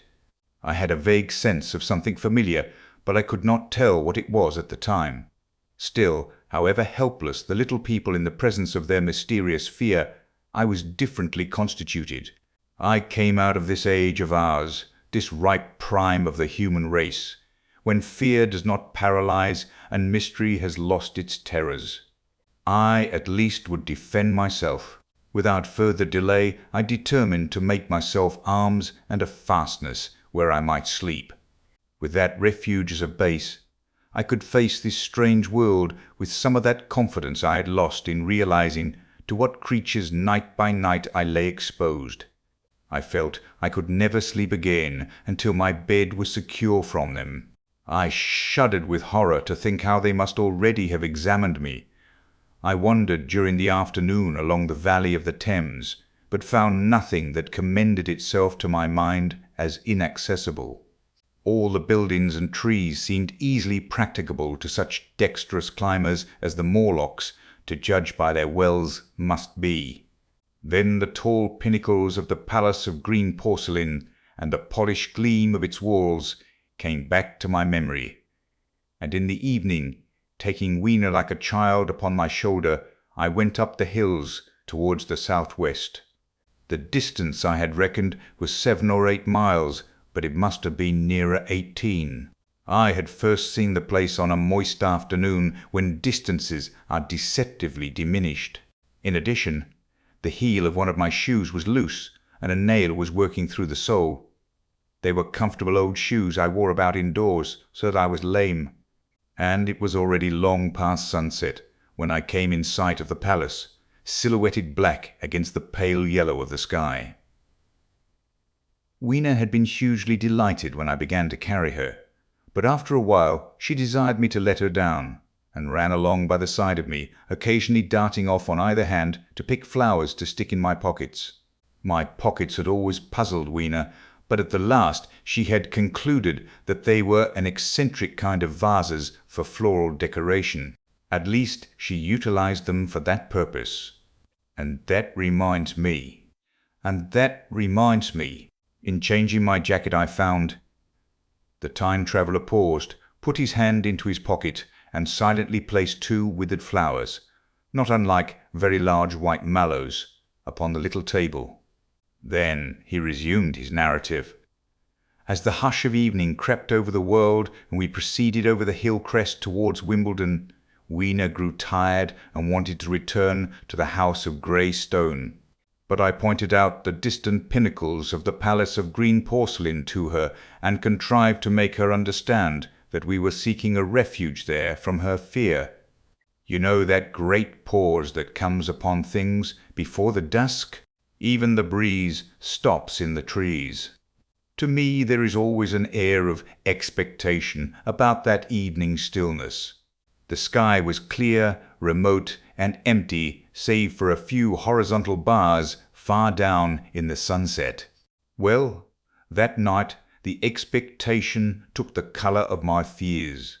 In that darkling calm my senses seemed preternaturally sharpened. I fancied I could even feel the hollowness of the ground beneath my feet, could, indeed, almost see through it, the Morlocks on their ant-hill going hither and thither and waiting for the dark.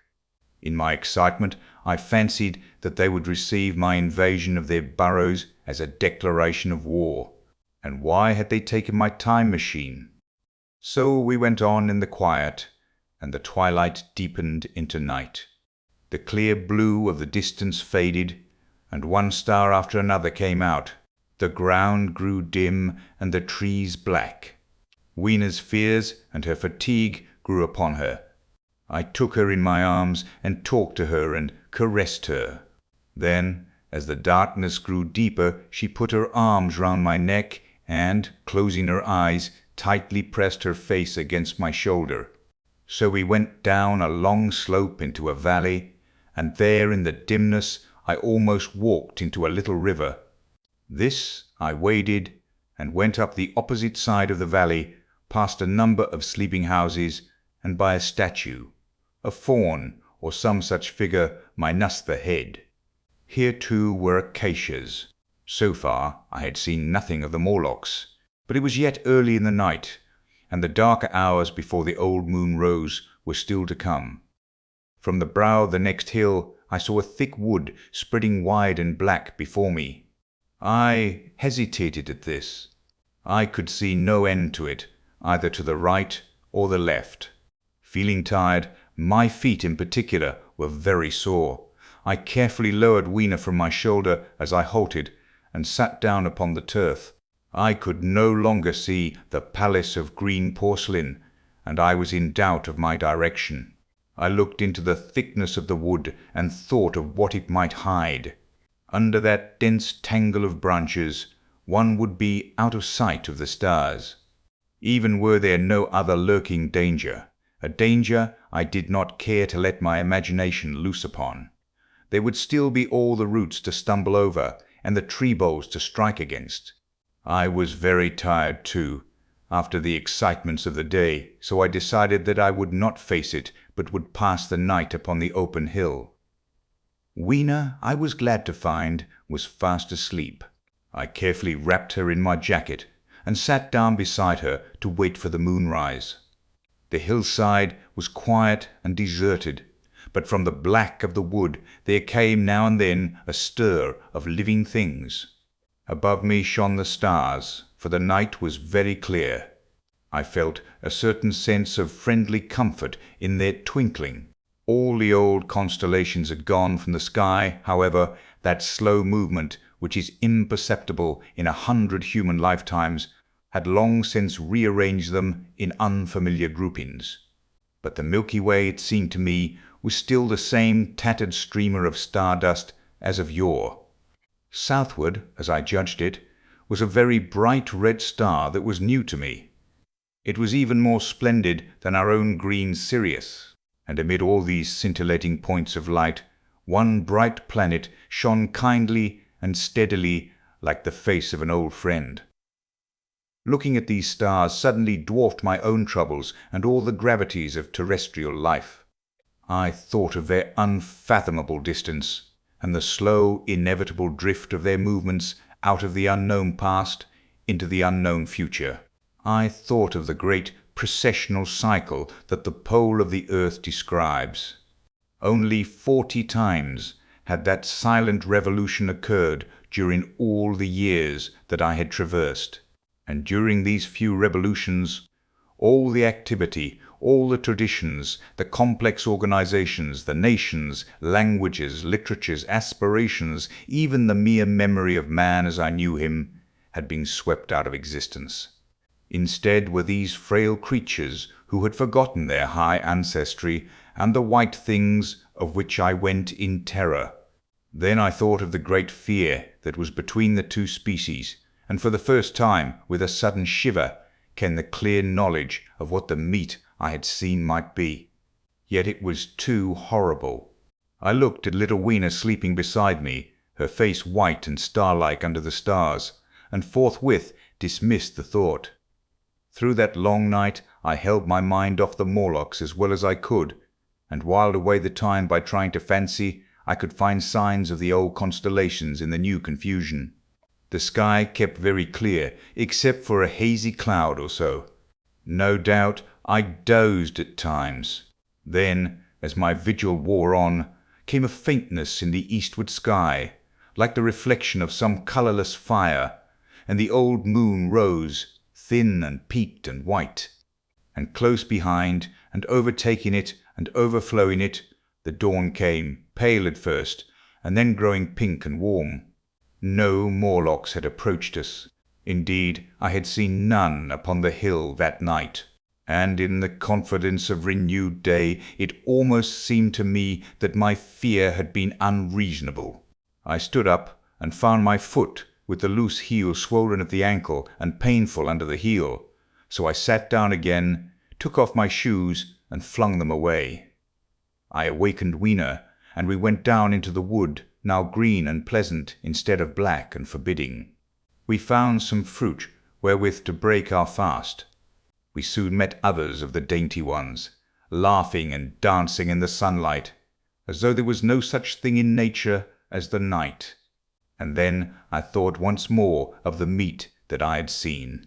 I felt assured now of what it was, and from the bottom of my heart I pitied this last feeble rill from the great flood of humanity. Clearly, at some time in the long ago of human decay, the Morlocks' food had run short. Possibly they'd lived on rats and such, like vermin. Even now, man is far less discriminating and exclusive in his food than he was, far less than any monkey. His prejudice against human flesh is no deep-seated instinct. And so these inhuman sons of men. I tried to look at the thing in a scientific spirit.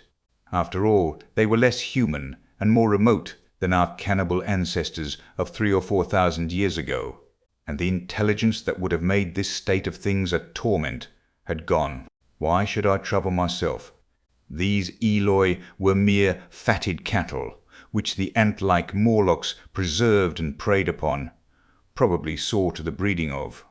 And there was Weena dancing at my side. Then I tried to preserve myself from the horror that was coming upon me by regarding it as a rigorous punishment of human selfishness.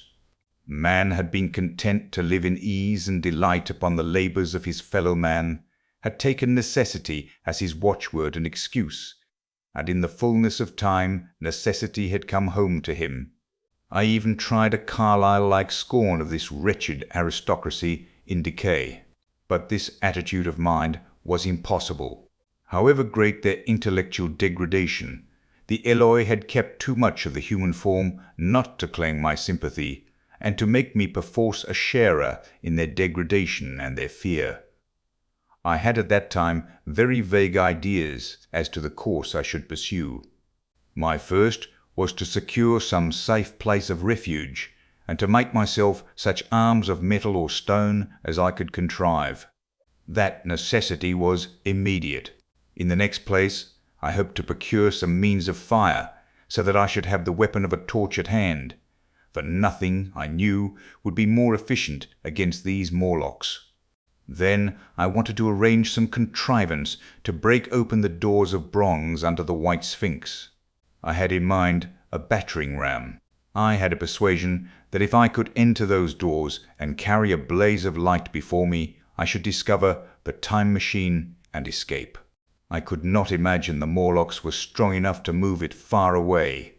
Weena, I had resolved to bring with me to our own time, and turning such schemes over in my mind, I pursued our way towards the building which my fancy had chosen as our dwelling.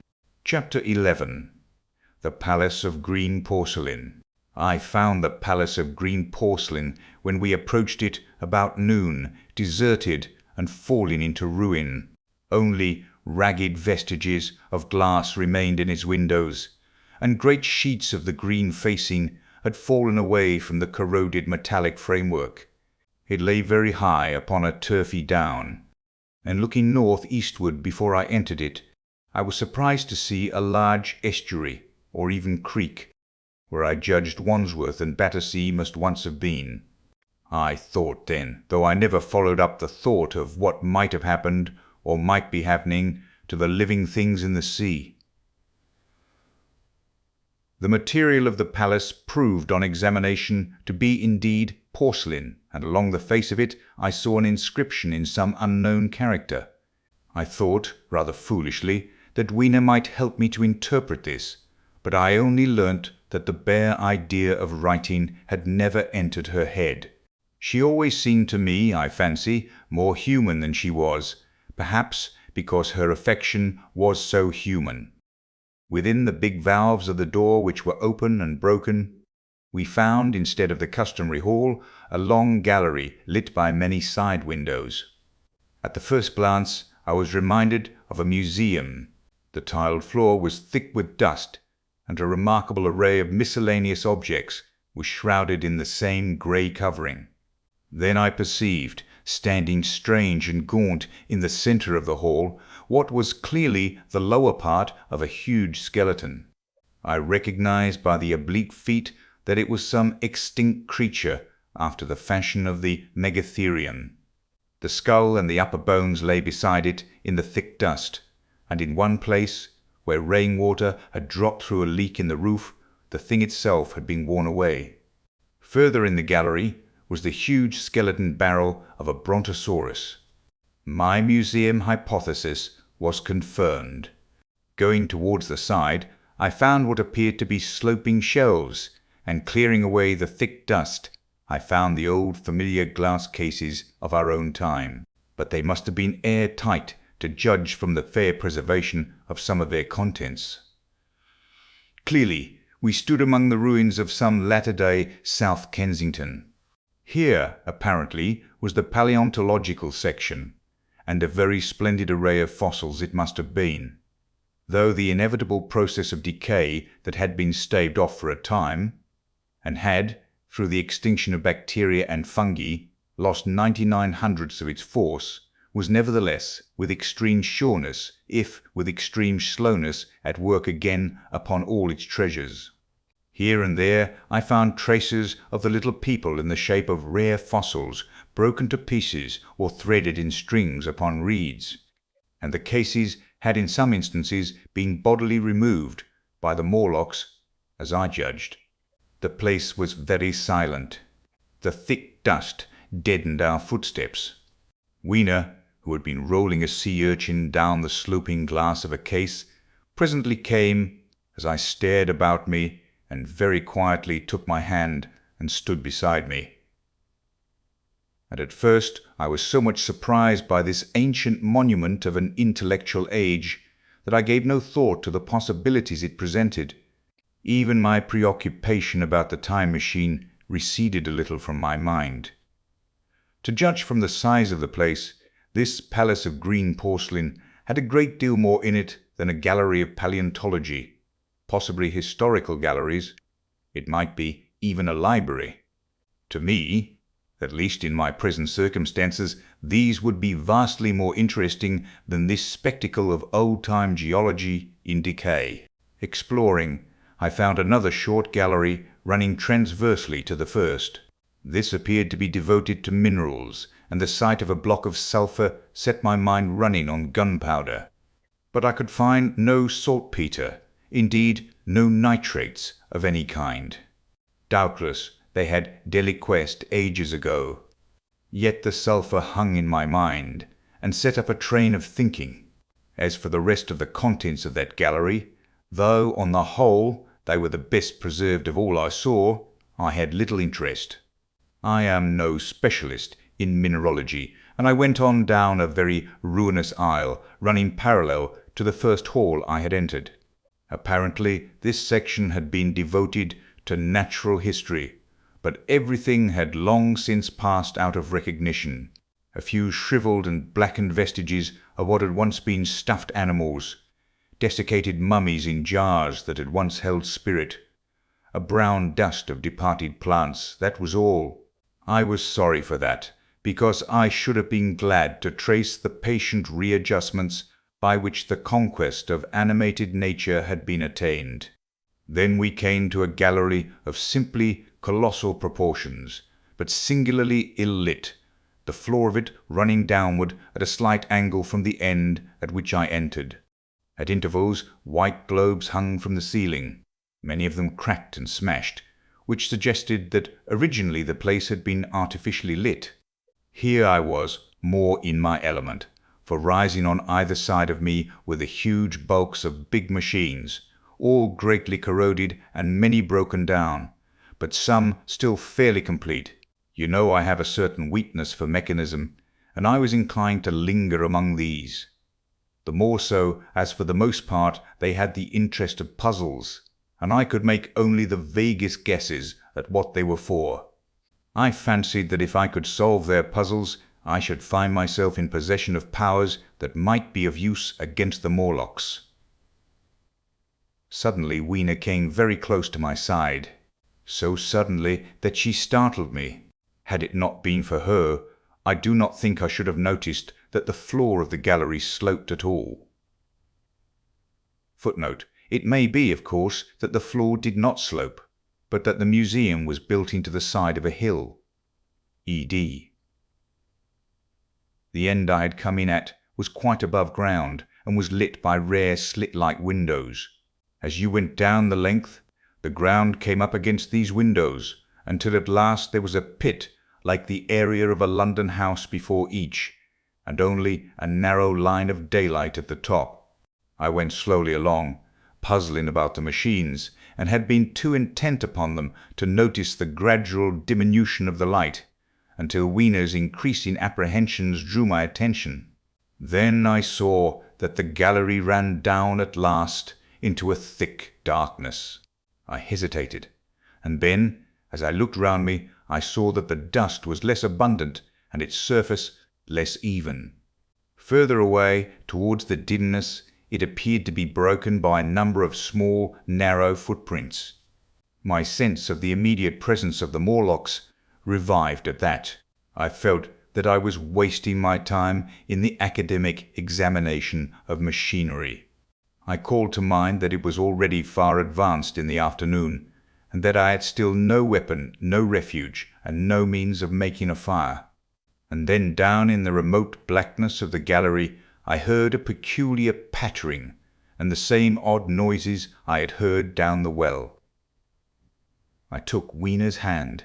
Then, struck with a sudden idea, I left her and turned to a machine from which projected a lever not unlike those in a signal box. Clambering upon the stand and grasping this lever in my hands, I put all my weight upon it sideways. Suddenly Wiener, deserted in the central aisle, began to whimper. I had judged the strength of the lever pretty correctly, for it snapped after a minute's strain, and I rejoined her with a mace in my hand, more than sufficient, I judged, for any Morlock skull I might encounter. And I longed very much to kill a Morlock or so. Very inhuman, you may think, to want to go killing one's own descendants. But it was impossible, somehow, to feel any humanity in the things. Only my disinclination to leave Wiener, and a persuasion that if I began to slake my thirst for murder my time machine might suffer, restrained me from going straight down the gallery and killing the brutes I heard. Well, mace in one hand and Wiener in the other, I went out of that gallery and into another and still larger one, which at the first glance reminded me of a military chapel hung with tattered flags. The brown and charred rags that hung from the sides of it I presently recognized as the decaying vestiges of books. They had long since dropped to pieces, and every semblance of print had left them. But here and there were warped boards and cracked metallic clasps that told the tale well enough. Had I been a literary man, I might, perhaps, have moralized upon the futility of all ambition. But as it was, the thing that struck me with keenest force was the enormous waste of labor to which this sombre wilderness of rotting paper testified. At the time, I will confess that I thought chiefly of the Philosophical Transactions and my own 17 papers upon physical optics. Then, going up a broad staircase, we came to what may once have been a gallery of technical chemistry, and here I had not a little hope of useful discoveries. Except at one end where the roof had collapsed, this gallery was well preserved. I went eagerly to every unbroken case, and at last, in one of the really airtight cases, I found a box of matches. Very eagerly I tried them. They were perfectly good. They were not even damp. I turned to Wiener. "Dance!" I cried to her in her own tongue. For now I had a weapon indeed against the horrible creatures we feared. And so, in that derelict museum, upon the thick soft carpeting of dust, to Wiener's huge delight, I solemnly performed a kind of composite dance, whistling "The Land of the Lialas" cheerfully as I could. In part it was a modest can-can, in part a step dance, in part a skirt dance, so far as my tailcoat permitted, and in part original. For I am naturally inventive, as you know. Now, I still think that for this box of matches to have escaped the wear of time for immemorial years was a most strange, as for me it was a most fortunate thing. Yet, oddly enough, I found a far unlikelier substance, and that was camphor. I found it in a sealed jar that, by chance, I suppose, had been really hermetically sealed. I fancied at first that it was paraffin wax, and smashed the glass accordingly, but the odor of camphor was unmistakable. In the universal decay this volatile substance had chanced to survive, perhaps through many thousands of centuries. It reminded me of a sepia painting I had once seen done from the ink of a fossil belemnite that must have perished and become fossilized millions of years ago. I was about to throw it away, but I remembered that it was inflammable and burnt with a good bright flame, was in fact an excellent candle, and I put it in my pocket. I found no explosives, however, nor any means of breaking down the bronze doors. As yet my iron crowbar was the most helpful thing I had chanced upon. Nevertheless, I left that gallery greatly elated. I cannot tell you all the story of that long afternoon. It would require a great effort of memory to recall my explorations in at all the proper order. I remember a long gallery of rusting stands of arms, and how I hesitated between my crowbar and a hatchet or a sword. I could not carry both, however, and my bar of iron promised best against the bronze gates. There were numbers of guns, pistols, and rifles. The most were masses of rust, but many were of some new metal and still fairly sound. But any cartridges or powder there may once have been had rotted into dust. One corner I saw was charred and shattered, perhaps, I thought, by an explosion among the specimens. In another place was a vast array of idols. Polynesian, Mexican, Grecian, Phoenician, every country on earth, I should think. And here, yielding to an irresistible impulse, I wrote my name upon the nose of a steatite monster from South America that particularly took my fancy. As the evening drew on, my interest waned. I went through gallery after gallery, dusty, silent, often ruinous, the exhibits sometimes mere heaps of rust and lignite, sometimes fresher. In one place I suddenly found myself near the model of a tin mine, and then by the merest accident I discovered in an air-tight case 2 dynamite cartridges. I shouted "Eureka!" and smashed the case with joy. Then came a doubt. I hesitated. Then, selecting a little side gallery, I made my essay.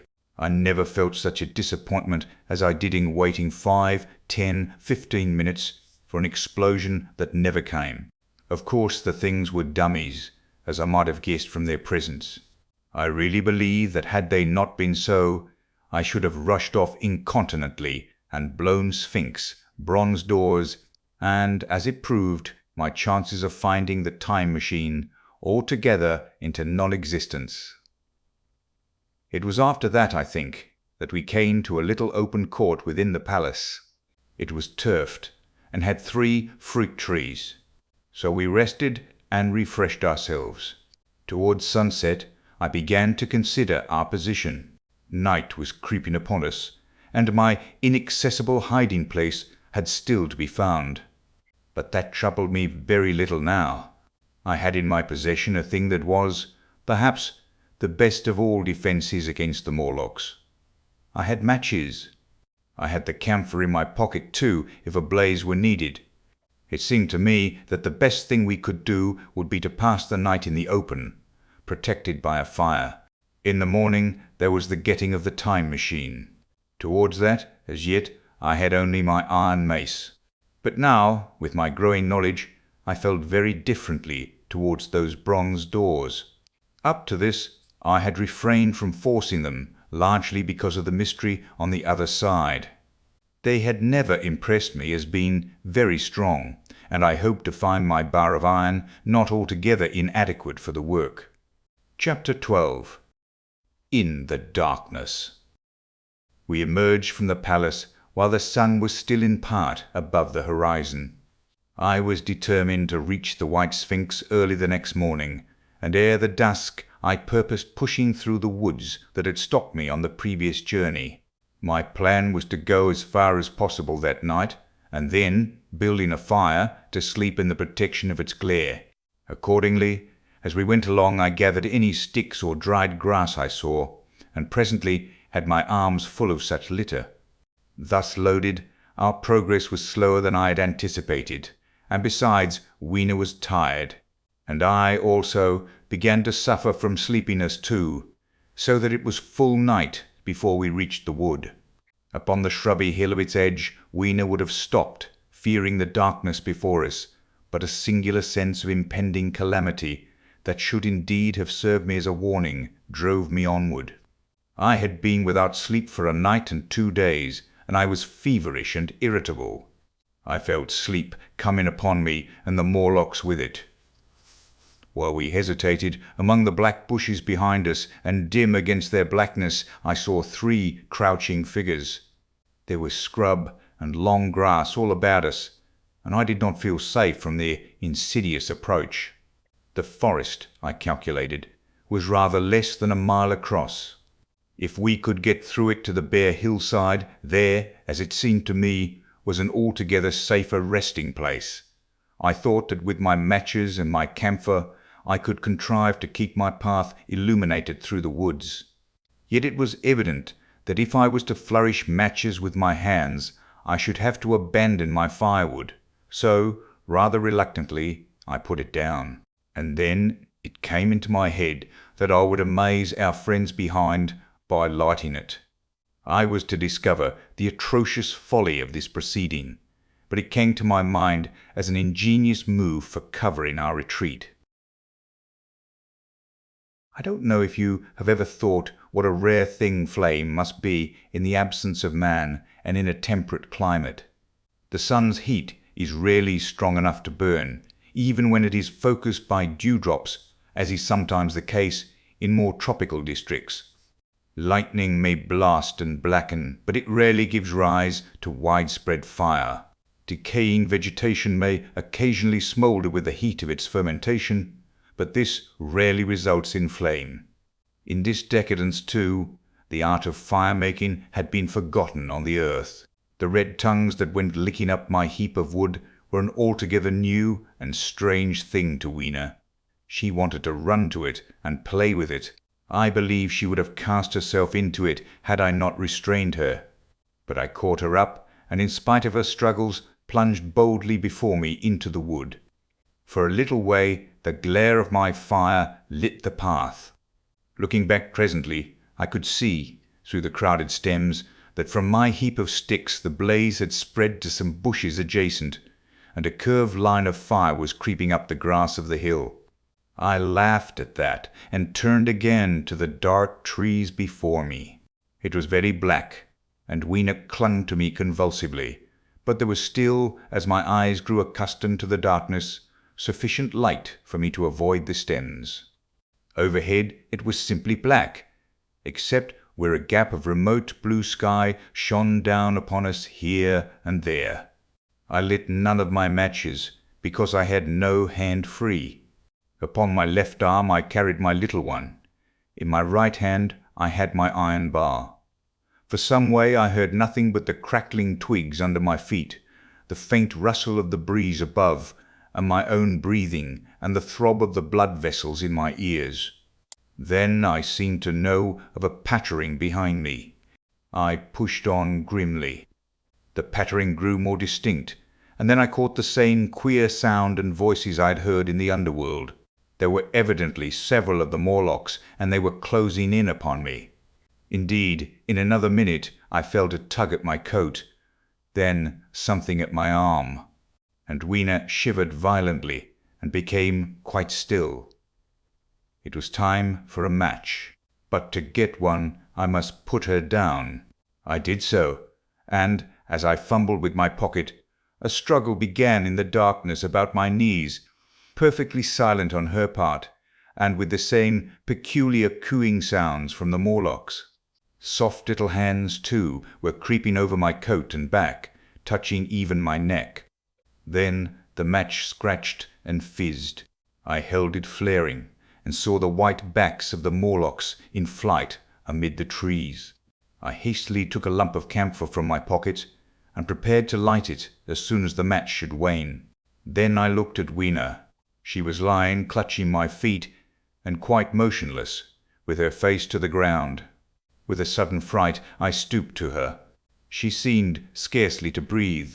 I lit the block of camphor and flung it to the ground, and as it split and flared up and drove back the Morlocks and the shadows, I knelt down and lifted her. The wood behind seemed full of the stir and murmur of a great company. She seemed to have fainted. I put her carefully upon my shoulder and rose to push on, and then there came a horrible realization. In manoeuvring with my matches and Weena, I had turned myself about several times, and now I had not the faintest idea in what direction lay my path. For all I knew, I might be facing back towards the palace of green porcelain. I found myself in a cold sweat. I had to think rapidly what to do. I determined to build a fire and encamp where we were. I put Weena, still motionless, down upon a turfy bowl, and very hastily, as my first lump of camphor waned, I began collecting sticks and leaves. Here and there, out of the darkness round me, the Morlock's eyes shone like carbuncles. The camphor flickered and went out. I lit a match, and as I did so, two white forms that had been approaching Weena dashed hastily away. One was so blinded by the light that he came straight for me, and I felt his bones grind under the blow of my fist. He gave a whoop of dismay, staggered a little way, and fell down. I lit another piece of camphor and went on gathering my bonfire. Presently I noticed how dry was some of the foliage above me, for since my arrival on the time machine, a matter of a week, no rain had fallen. So, instead of casting about among the trees for fallen twigs, I began leaping up and dragging down branches. Very soon I had a choking, smoky fire of green wood and dry sticks, and could economize my camphor. Then I turned to where Weena lay beside my iron mace. I tried what I could to revive her, but she lay like one dead. I could not even satisfy myself whether or not she breathed. Now the smoke of the fire beat over towards me, and it must have made me heavy of a sudden. Moreover, the vapour of camphor was in the air. My fire would not need replenishing for an hour or so. I felt very weary after my exertion, and sat down. The wood, too, was full of a slumberous murmur that I did not understand.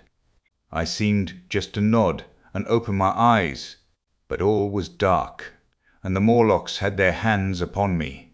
Flinging off their clinging fingers, I hastily felt in my pocket for the matchbox, and it had gone. Then they gripped and closed with me again. In a moment I knew what had happened. I had slept, and my fire had gone out, and the bitterness of death came over my soul. The forest seemed full of the smell of burning wood. I was caught by the neck, by the hair, by the arms, and pulled down. It was indescribably horrible in the darkness to feel all these soft creatures heaped upon me.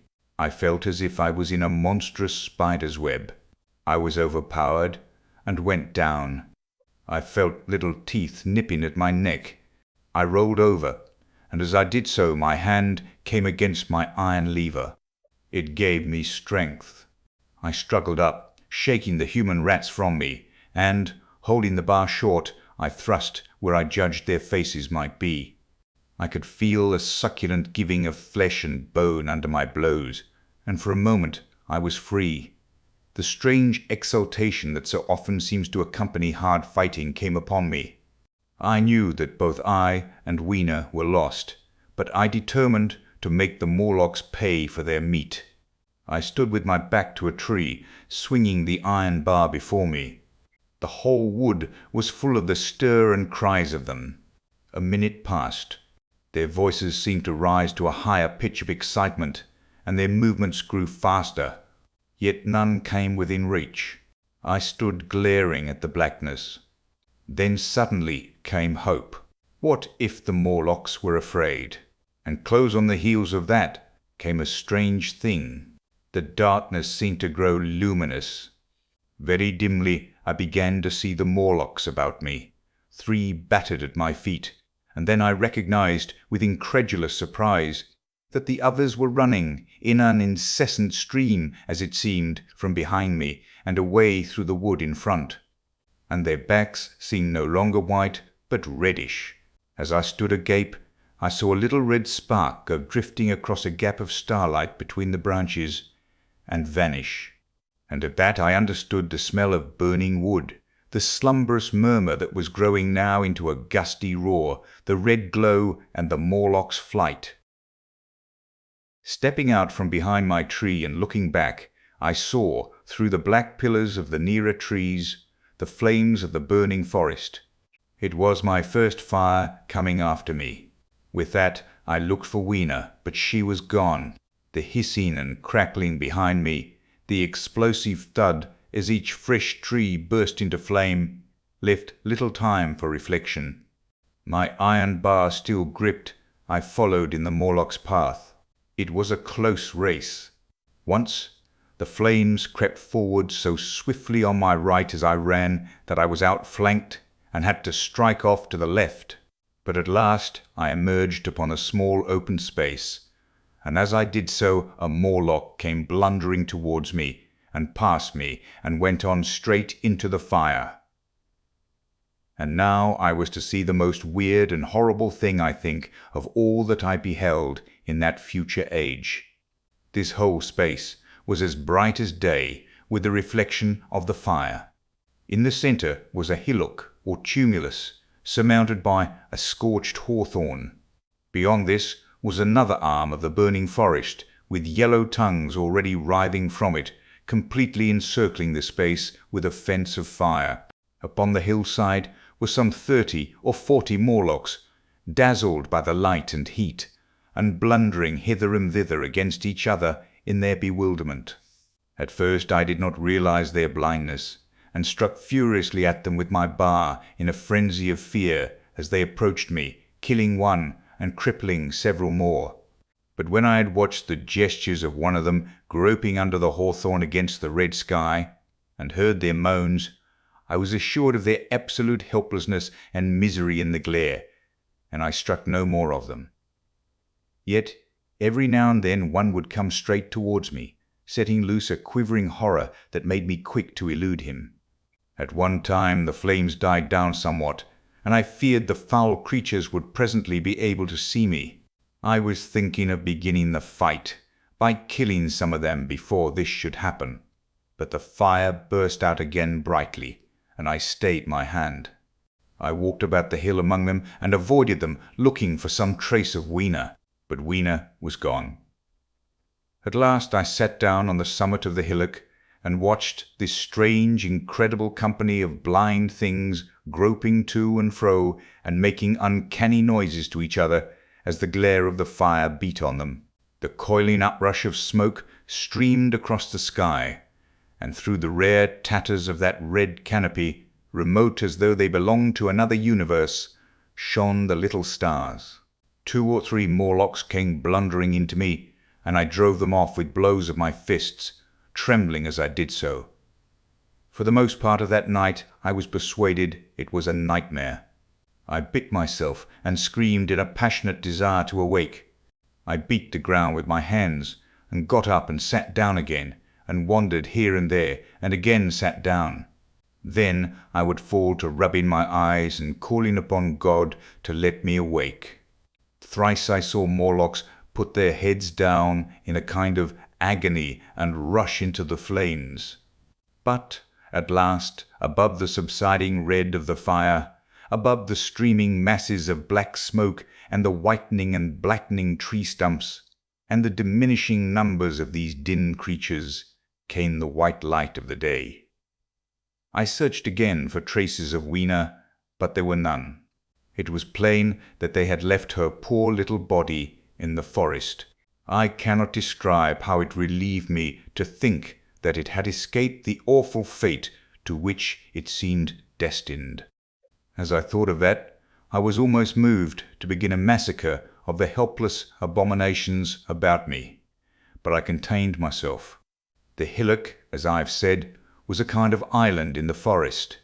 From its summit I could now make out through a haze of smoke the palace of green porcelain, and from that I could get my bearings for the white Sphinx. And so, leaving the remnant of these damned souls still going hither and thither and moaning, as the day grew clearer, I tied some grass about my feet and limped on across smoking ashes and among black stems that still pulsated internally with fire towards the hiding place of the time machine. I walked slowly, for I was almost exhausted as well as lame, and I felt the intensest wretchedness for the horrible death of little Weena.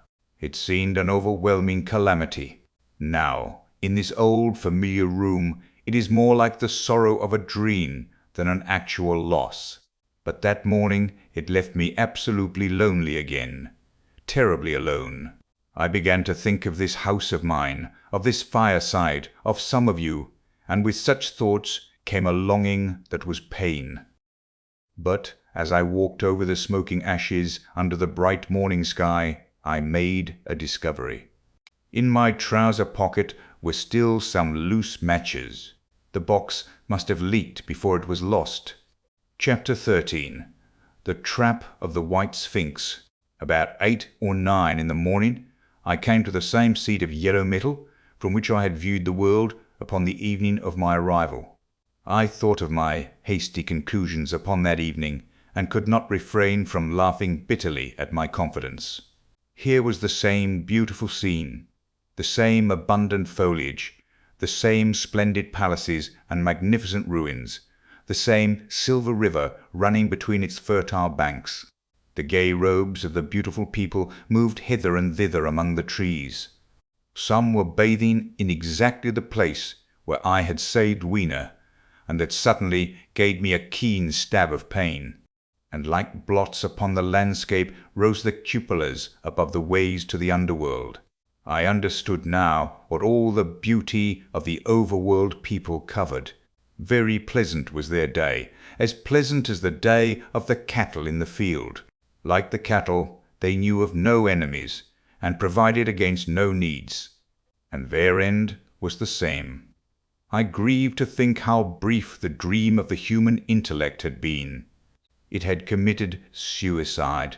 It had set itself steadfastly towards comfort and ease, a balanced society with security and permanency as its watchword.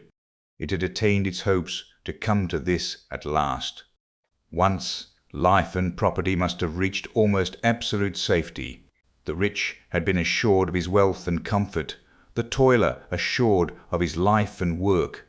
No doubt in that perfect world there had been no unemployed problem, no social question left unsolved, and a great quiet had followed. It is a law of nature we overlook, that intellectual versatility is the compensation for change, danger, and trouble. An animal perfectly in harmony with its environment is a perfect mechanism. Nature never appeals to intelligence until habit and instinct are useless. There is no intelligence where there is no change and no need of change. Only those animals partake of intelligence that have to meet a huge variety of needs and dangers. So, as I see it, the upper-world man had drifted towards his feeble prettiness, and the underworld to mere mechanical industry. But that perfect state had lacked one thing even for mechanical perfection: absolute permanency.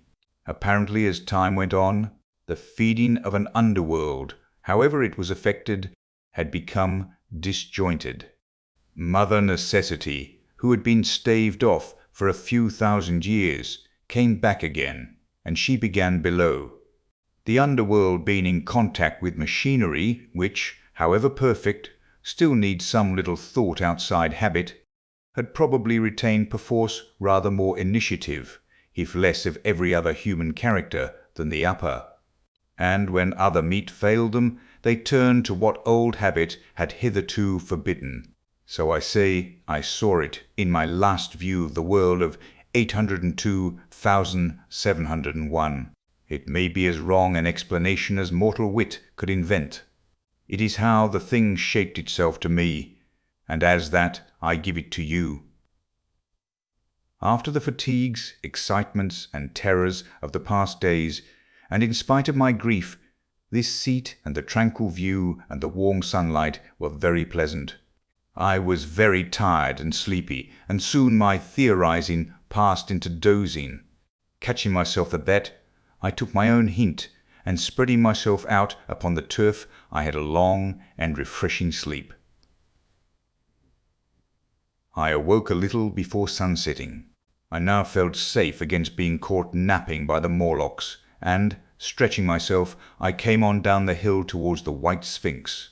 I had my crowbar in one hand, and the other hand played with the matches in my pocket. And now came a most unexpected thing. As I approached the pedestal of the Sphinx, I found the bronze valves were open. They had slid down into grooves. At that I stopped short before them, hesitating to enter, Within was a small apartment, and on a raised place in the corner of this was the time machine. I had the small levers in my pocket. So here, after all my elaborate preparations for the siege of the White Sphinx, was a meek surrender. I threw my iron bar away, almost sorry not to use it. A sudden thought came into my head as I stooped towards the portal. For once, at least, I grasped the mental operations of the Morlocks.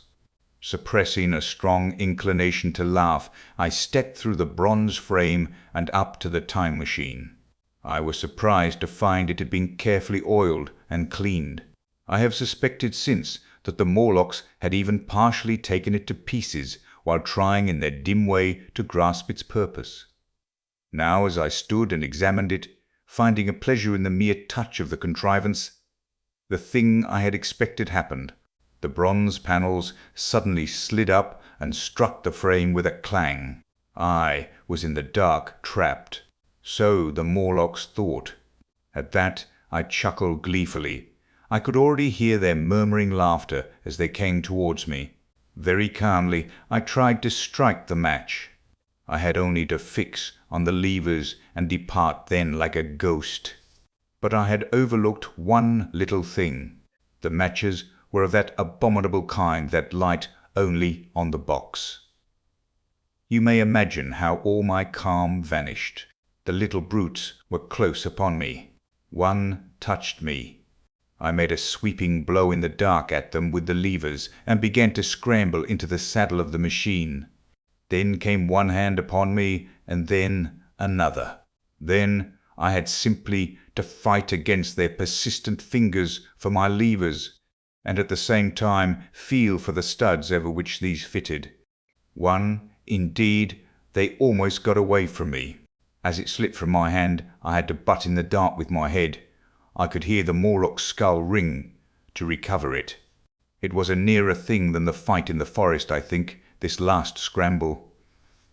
But at last the lever was fixed and pulled over. The clinging hands slipped from me. The darkness presently fell from my eyes. I found myself in the same grey light and tumult I have already described. Chapter 14. The Further Vision. I have already told you of the sickness and confusion that comes with time travelling, and this time I was not seated properly in the saddle, but sideways and in an unstable fashion. For an indefinite time I clung to the machine as it swayed and vibrated, quite unheeding how I went. And when I brought myself to look at the dials again, I was amazed to find where I had arrived. One dial records days, and another thousands of days, another millions of days, and another thousands of millions.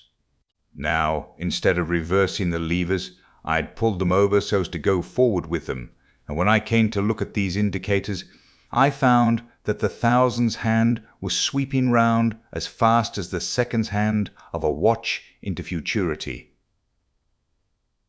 As I drove on, a peculiar change crept over the appearance of things. The palpitating greyness grew darker. Then, though I was still travelling with prodigious velocity, the blinking succession of day and night, which was usually indicative of a slower pace, returned, and grew more and more marked. This puzzled me very much at first. The alternations of night and day grew slower and slower, and so did the passage of the sun across the sky, until they seemed to stretch through centuries. At last a steady twilight brooded over the earth, a twilight only broken now and then when a comet glared across the darkling sky. The band of light that had indicated the sun had long since disappeared, for the sun had ceased to set. It simply rose and fell in the west, and grew ever broader and more red. All trace of the moon had vanished. The circling of the stars, growing slower and slower, had given place to creeping points of light. At last, some time before I stopped, the sun, red and very large, halted motionless upon the horizon, a vast dome glowing with a dull heat, and now and then suffering a momentary extinction. At one time it had for a little while glowed more brilliantly again, but it speedily reverted to its sullen red heat. I perceived by this slowing down of its rising and setting that the work of the tidal drag was done. The earth had come to rest with one face to the sun, even as in our own time the moon faces the earth. Very cautiously, for I remembered my former headlong fall, I began to reverse my motion. Slower and slower went the circling hands, until the thousands one seemed motionless, and the daily one was no longer a mere mist upon its scale. Still slower, until the dim outlines of a desolate beach grew visible. I stopped very gently and sat upon the time machine, looking round. The sky was no longer blue. North-eastward it was inky black, and out of the blackness shone brightly and steadily the pale white stars. Overhead it was a deep Indian red and starless, and south-eastward it grew brighter to a glowing scarlet where, cut by the horizon, lay the huge hull of the sun, red and motionless. The rocks about me were of a harsh reddish color, and all the trace of life that I could see at first was the intensely green vegetation that covered every projecting point on their southeastern face. It was the same rich green that one sees on forest moss or on the lichen in caves, plants which like these grow in a perpetual twilight. The machine was standing on a sloping beach. The sea stretched away to the southwest, to rise into a sharp, bright horizon against the wan sky. There were no breakers and no waves, for not a breath of wind was stirring. Only a slight, oily swell rose and fell like a gentle breathing, and showed that the eternal sea was still moving and living. And along the margin where the water sometimes broke was a thick incrustation of salt pink under the lurid sky. There was a sense of oppression in my head, and I noticed that I was breathing very fast. The sensation reminded me of my only experience of mountaineering, and from that I judged the air to be more rarefied than it is now. Far away up the desolate slope I heard a harsh scream, and saw a thing like a huge white butterfly go slanting and fluttering up into the sky and, circling, disappear over some low hillocks beyond. The sound of its voice was so dismal that I shivered and seated myself more firmly upon the machine. Looking round me again, I saw that, quite near, what I had taken to be a reddish mass of rock was moving slowly towards me. Then I saw the thing was really a monstrous crab-like creature. Can you imagine a crab as large as yonder table, with its many legs moving slowly and uncertainly, its big claws swaying, its long antennae, like carters' whips, waving and feeling, and its stalked eyes gleaming at you on either side of its metallic front? Its back was corrugated and ornamented with ungainly bosses, and a greenish incrustation blotched it here and there. I could see the many palps of its complicated mouth flickering and feeling as it moved. As I stared at this sinister apparition crawling towards me, I felt a tickling on my cheek as though a fly had lighted there. I tried to brush it away with my hand, but in a moment it returned, and almost immediately came another by my ear. I struck at this, and caught something thread-like. It was drawn swiftly out of my hand. With a frightful qualm I turned, and I saw that I had grasped the antenna of another monster crab that stood just behind me.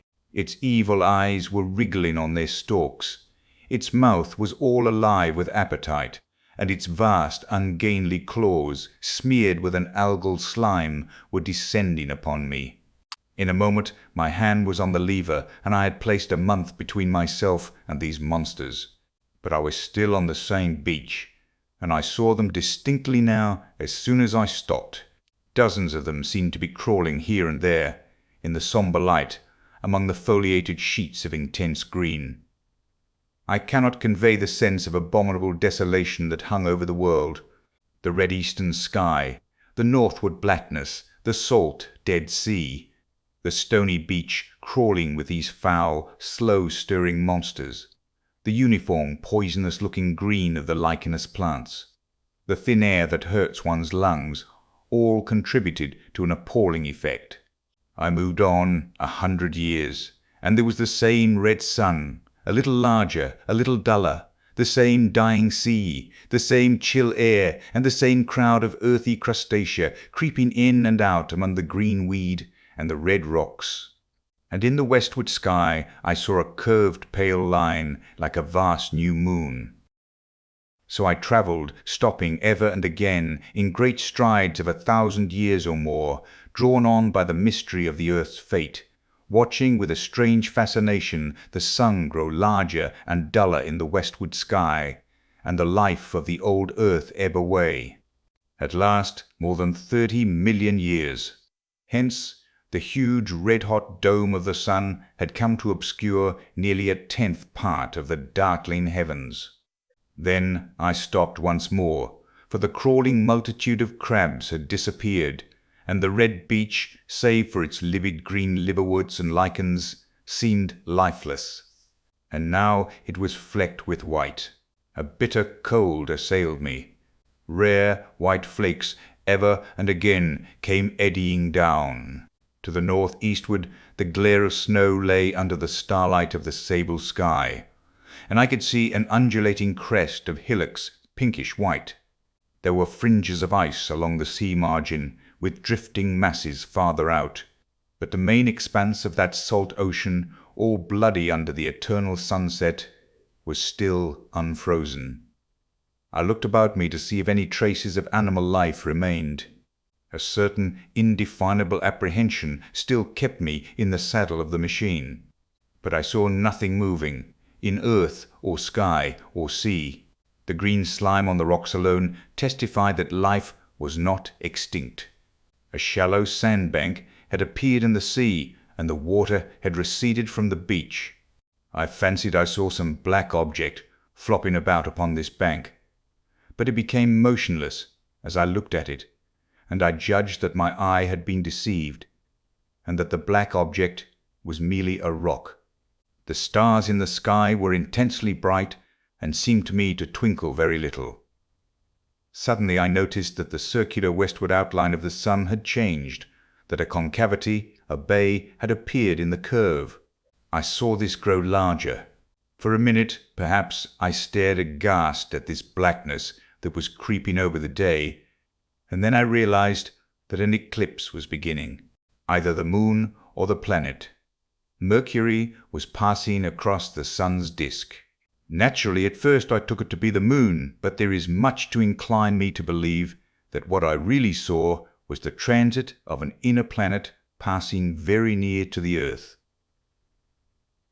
The darkness grew apace. A cold wind began to blow in freshening gusts from the east, and the showering white flakes in the air increased in number. From the edge of the sea came a ripple and whisper. Beyond these lifeless sounds, the world was silent. Silent? It would be hard to convey the stillness of it. All the sounds of man, the bleating of sheep, the cries of birds, the hum of insects, the stir that makes the background of our lives. All that was over. As the darkness thickened, the eddying flakes grew more abundant, dancing before my eyes, and the cold of the air more intense. At last, one by one, swiftly, one after the other, the white peaks of the distant hills vanished into blackness. The breeze rose to a moaning wind. I saw the black central shadow of the eclipse sweeping towards me. In another moment, the pale stars alone were visible. All else was rayless obscurity. The sky was absolutely black. A horror of this great darkness came on me. The cold that smote my marrow and the pain I felt in breathing overcame me. I shivered, and a deadly nausea seized me. Then, like a red-hot bow in the sky, appeared the edge of the sun. I got off the machine to recover myself. I felt giddy and incapable of facing the return journey. As I stood sick and confused, I saw again the moving thing upon the shoal. There was no mistake now that it was a moving thing against the red water of the sea. It was a round thing, the size of a football perhaps, or it may be bigger, and tentacles trailed down from it. It seemed black against the weltering blood-red water, and it was hopping fitfully about. Then I felt I was fainting, but a terrible dread of lying helpless in that remote and awful twilight sustained me while I clambered upon the settle. Chapter 15. The Time Traveller's Return. So I came back. For a long time I must have been insensible upon the machine. The blinking succession of the days and nights was resumed. The sun got golden again. The sky blue. I breathed with greater freedom. The fluctuating contours of the land ebbed and flowed. The hands spun backward upon the dials. At last I saw again the dim shadows of houses, the evidences of decadent humanity. These too changed and passed, and others came. Presently, when the million dial was at 0, I slackened speed. I began to recognize our own pretty and familiar architecture.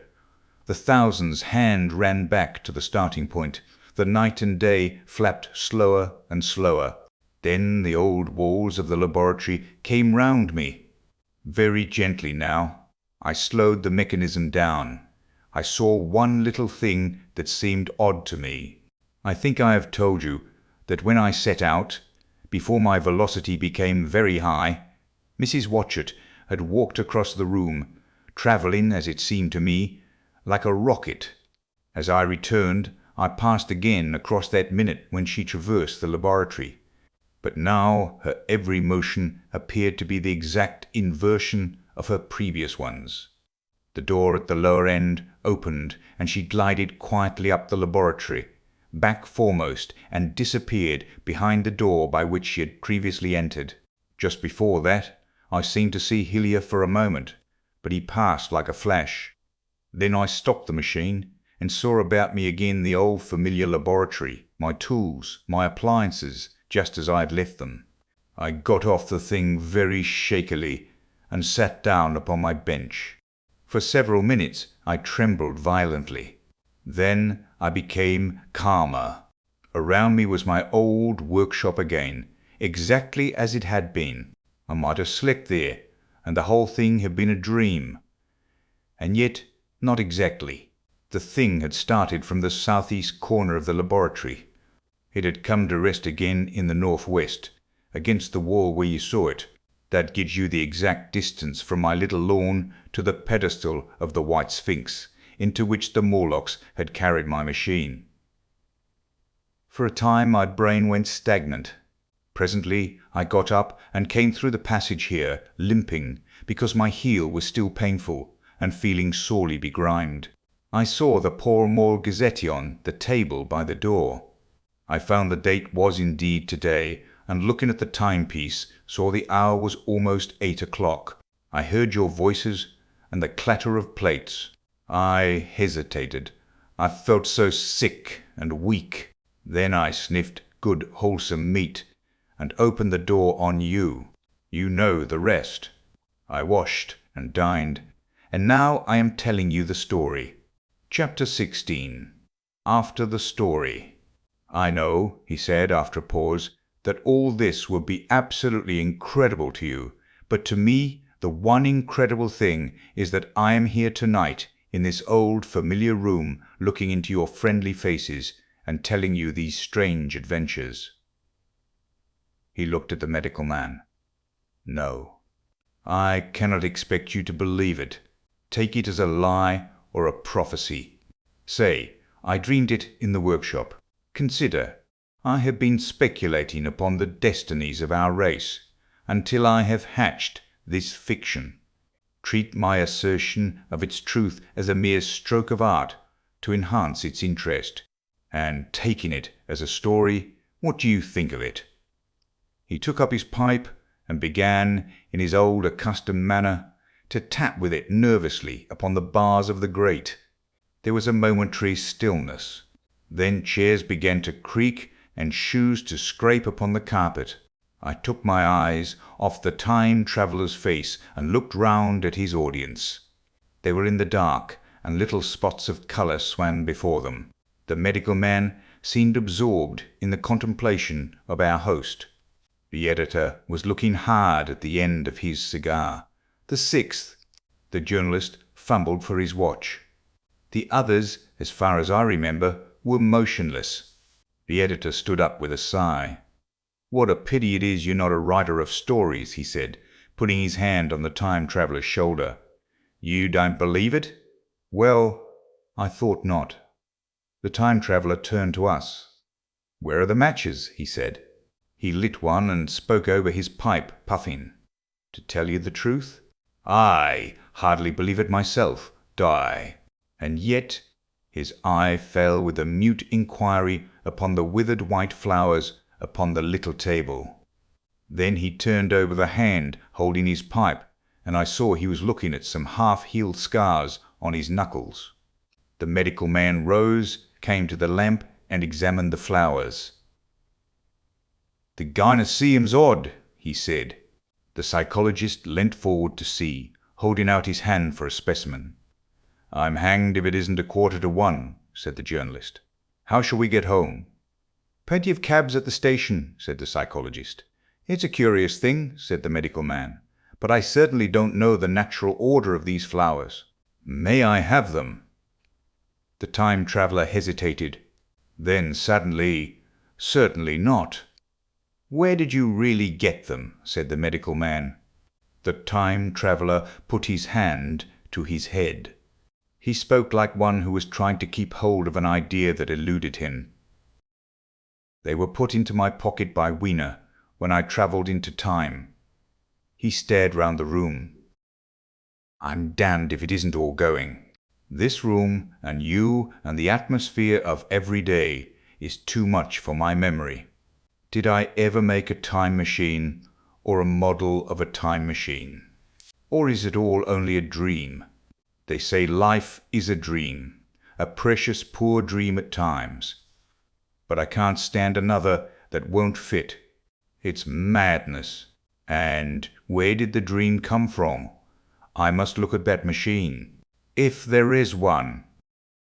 He caught up the lamp swiftly and carried it, flaring red, through the door into the corridor. We followed him.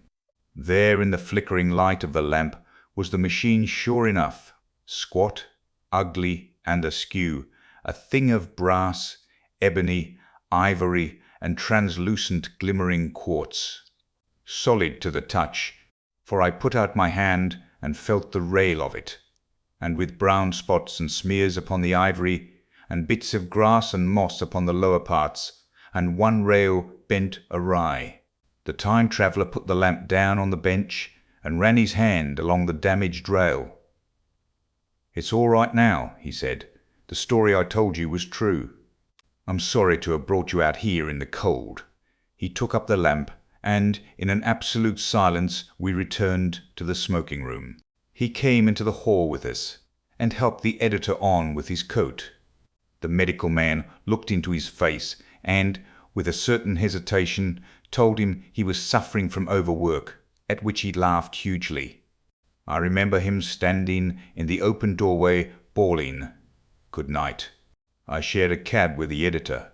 He thought the tale a gaudy lie. For my own part, I was unable to come to a conclusion.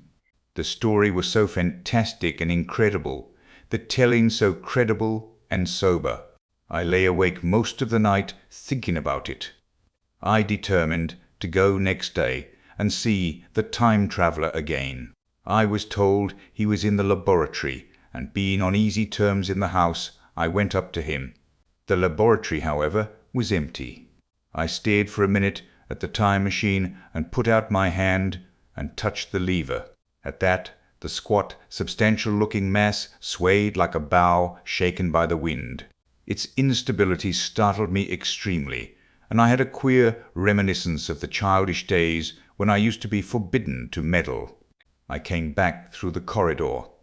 The time traveller met me in the smoking room. He was coming from the house. He had a small camera under one arm and a knapsack under the other. He laughed when he saw me and gave me an elbow to shake. "I'm frightfully busy," said he, "with that thing in there." "But is it not some hoax?" I said. Do you really travel through time? Really and truly I do. And he looked frankly into my eyes. He hesitated. His eye wandered about the room. I only want half an hour, he said. I know why you came, and it's awfully good of you. There's some magazines here. If you'll stop to lunch, I'll prove you this time, travelling up to the hilt, specimens and all. If you'll forgive my leaving you now.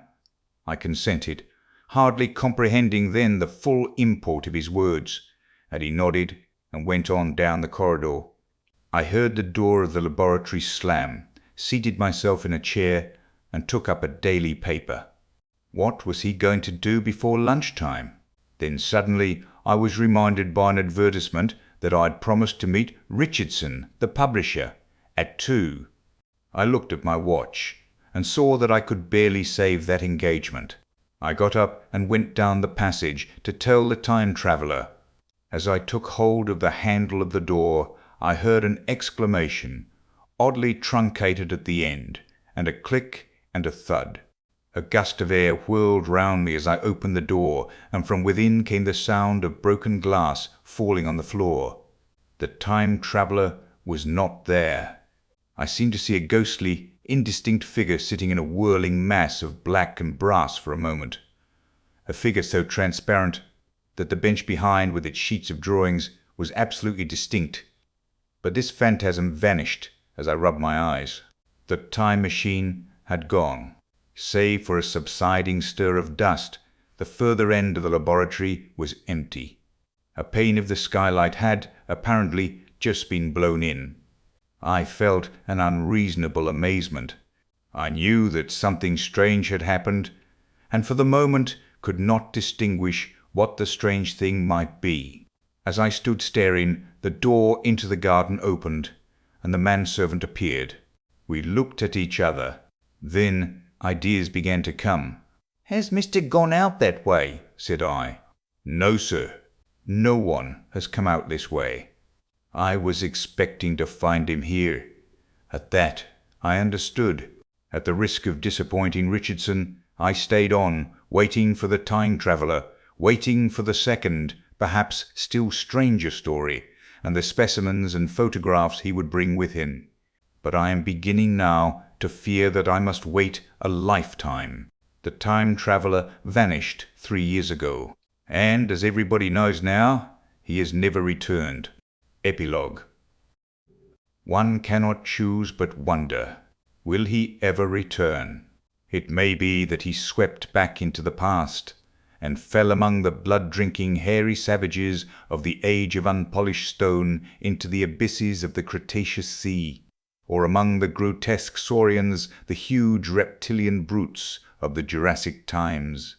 He may even now, if I may use the phrase, be wandering on some plesiosaurus-haunted oolitic coral reef, or beside the lonely saline seas of the Triassic age.